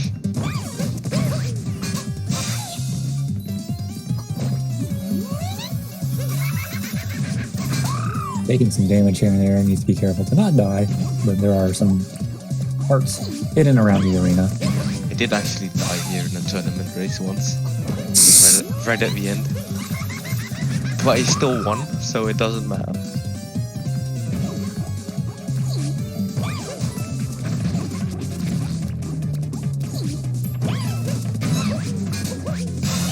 So, all save for a huge mistake from Az. It looks like this will be Team Unclog, the mental blocks win. Still about just under 10 minutes left to go, however. If Az like takes a nap, then yeah, maybe, but otherwise, nah. Or spends like 3 minutes. Spends like 5 minutes on the moon jump off the Sphinx's head. Just need our former teammate Dr. Sado to come in to Germany and cut his power cables. Intentionally sabotaging the opponent. As finishing up the mini boss section here. Now moving on.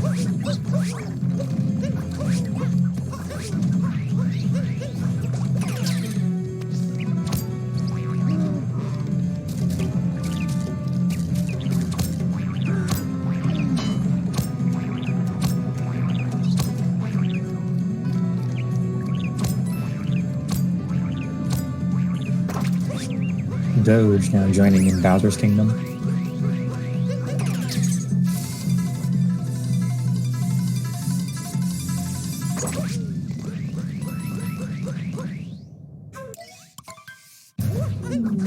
As entering the boss, most likely going to be performing a trick. Normally when you hit one of the parts of this boss, which are the bunnies and the little glass containers, the boss will throw you off, but some good timing and some hat jumps can make it back after every time it throws you off, saving you from having to climb up each time. A lot faster. Probably close to a minute. And here, just having to wait out the section where the cube goes on a little bit of a rampage, as you cannot break it when it's going on a rampage.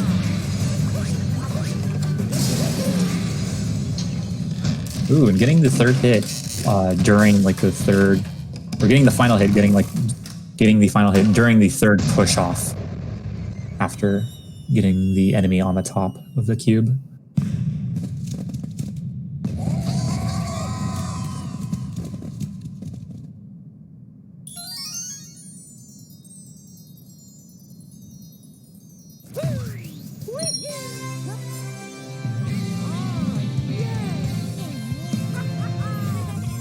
And that is the multi-moon for Az. Doge working on his moon shards.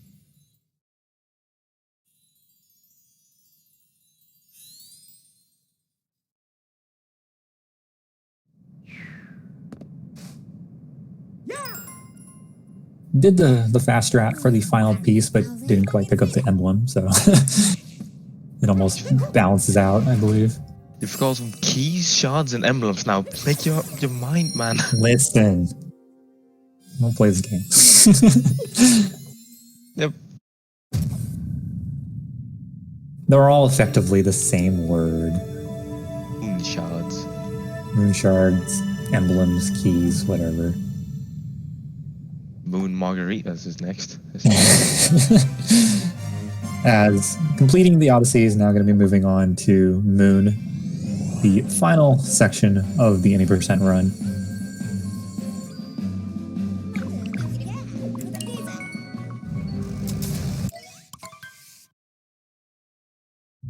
Very clean race overall from Az. He's just very consistent. Nothing you can do about that. Doge now entering the small mini boss section. prior to the big bad boss.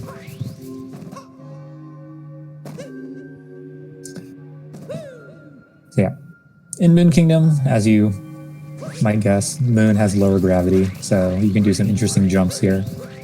And then as we'll be grabbing this speed up fire plant thing that makes Mario run super fast. It's a rocket flower. A rocket flower. And then it's going to be performing a series of wall jumps off the Sphinx's head that allow you to skip doing this other intended platforming section.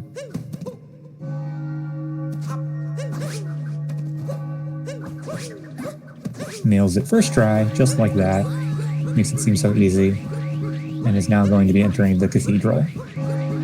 Or the church, whatever you want to call it. Chapel. Chapel.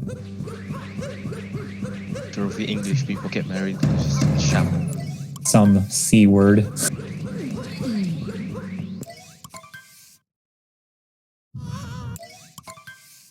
Here, Bowser is trying to force Peach to marry him. Peach doesn't want to marry him, and now we fight. Forced marriage, poggers. Bowser has now employed these fire rings in his attack setup. He'll also throw balls of brick and pipe at you. Does the same spinning tail move. Eventually, oh my god, help. I don't want to play anymore. Eventually he'll do this move where he goes to the center of the arena and starts spinning fire at you.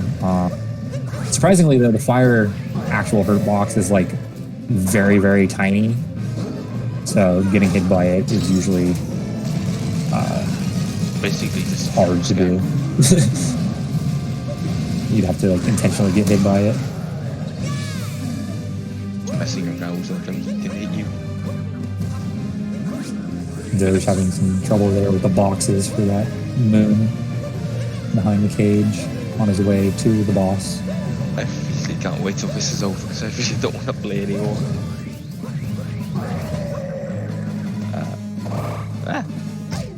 I believe as doing the final hit now, taking a damage boost off the hat there.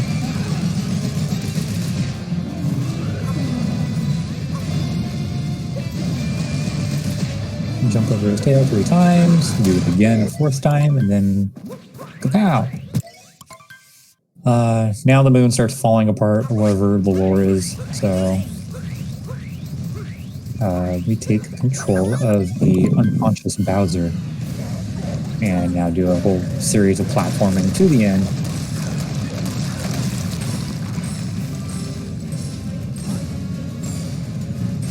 See if Doge goes for 2D skip. As he's finishing up Bowser's boss now.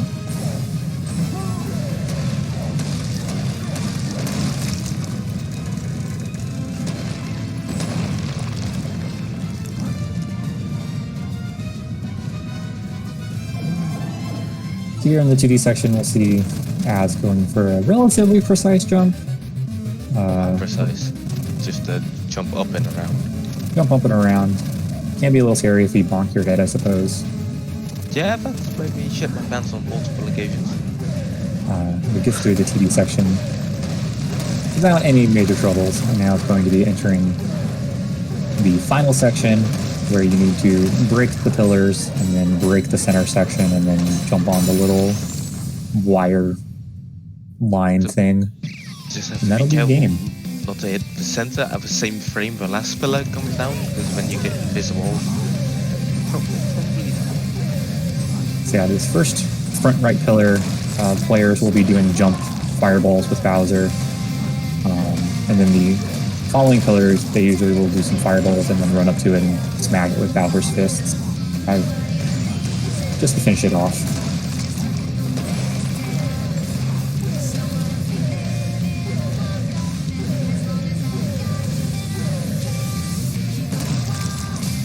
Az going to take the fireball approach for the final pillar. Heating up on the last block. Almost finished with the run.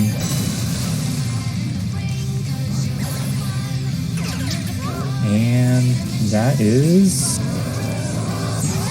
time. I'm gonna 101. So A 101.40 from Az. Very nicely done. Mark Az as done.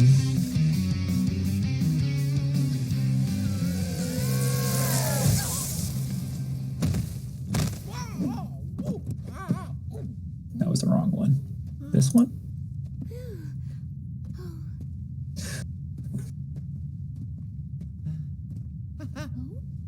So, congratulations to Team Unclog the Mental Block. This is technically timed off of the combined times and not full relay timing, but this race overall did not have any major hiccups, so Team Unclog the Mental Block should be winning the third place medal for the Super Mario Sandbox 80% Relay Tournament. Congratulations on your victory, Az. Thank you very much, GG. Oh wow, you got here fast. Yeah. The invite came like immediately after it ended on stream.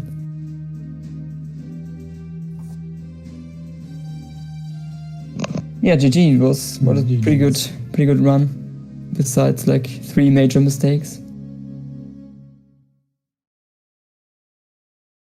I hope you enjoyed my I don't know this game commentary.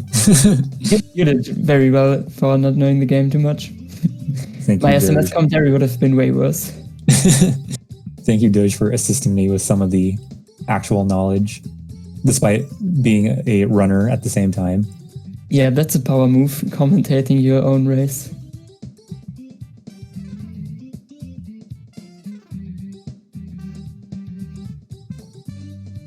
Getting up on the Sphinx Wall now, Doge, entering the chapel. Finishing out Moon here shortly.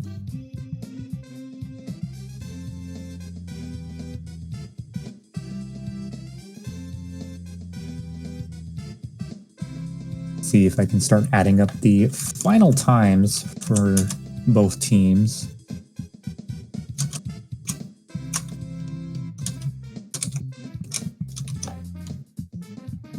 I do not remember exactly what times everyone got. 1:17:24.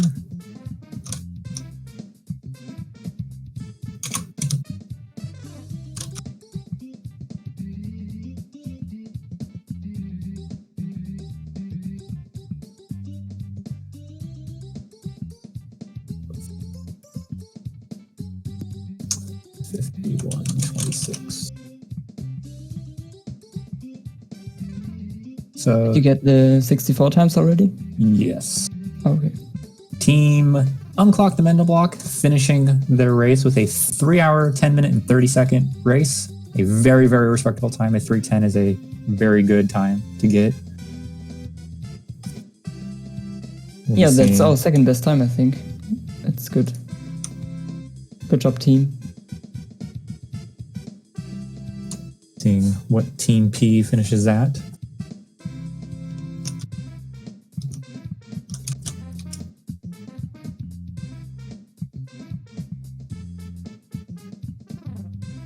As Doge getting through Bowser. Working on the final hit, I believe, and then into the last section.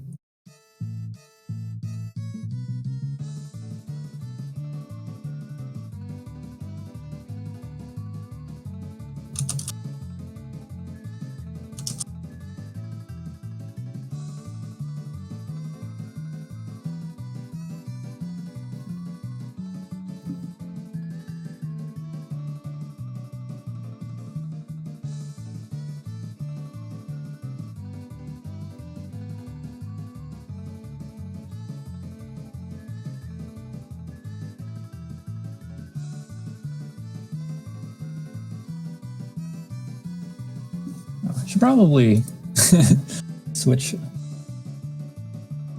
No, I cannot switch the audio. These players are in Discord.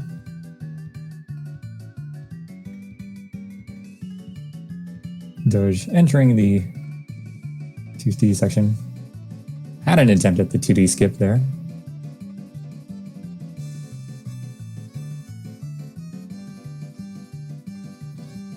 Getting the jump for the end.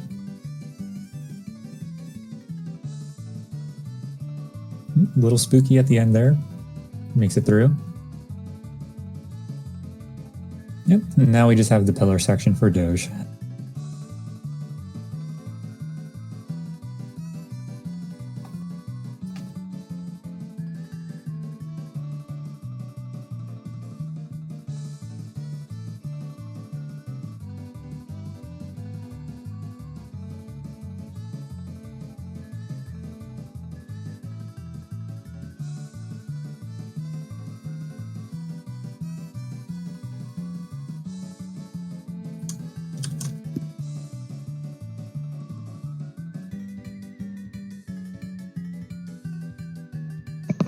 I'm sad.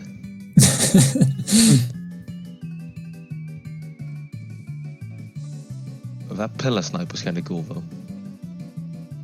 Yeah.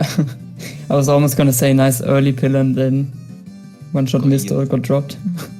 One of them got eaten, I think. Then I sniped it somehow.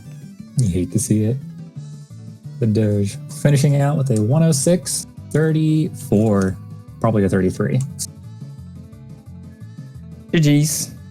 I'll take a 33. So GG to Team P finishing with a time of 3:16.45, taking 4th place overall in the tournament. GG's to both Team P and Unclog the mental block. Yeah, thank you. Really fun tournament. Nice idea. If you want to do another one, you could do it yourself. I'm not doing it again. Thank you very much, Doge, for setting up the tournament. Yeah, thanks. Just the finals left now. I hope everyone here has had fun with the tournament thus far, especially making it towards the later rounds. It being single elimination, making it a little bit tough, but these matches are also indeed long, so a double elimination bracket would have taken like half a year to get through. So yeah, we would still be going by the end of the year. Yeah, no thanks. Is the finals on Saturday? So They the are. finals between Team Name and Team Clint Stevens will be taking place on Saturday at 4 p.m. I believe, right? 4 p.m. Eastern Daylight Time, which is -4 on GMT or UTC, whatever you want to use. And that'll be taking place on SpeedGaming 1, potentially. I don't know if they've assigned that one yet. Probably will, because it's a finals match. But that will be including Switchmaster, Mitch, Flixer, Deco Dude, myself, and Infinite. All in our Yeah. respective games.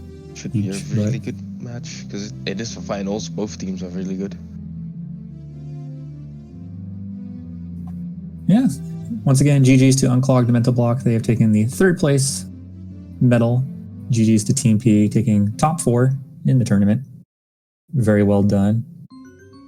Again, I blew it at the end there, but we were not going to win anyway. I need PB by like 30 plus seconds. Yeah, the headset was a bit too much. Yeah. Very Yeah, well done, GG's man. everyone, and thanks for commentating again, and good luck on your final match. Thank you. So yeah, that's Good going luck to on be it your from finals. us here at the Super Mario Sandbox 80% Relay Tournament for today. Please keep watching for more Speed Gaming content, and we will see you again on Saturday for the finals. Bye-bye. Bye bye.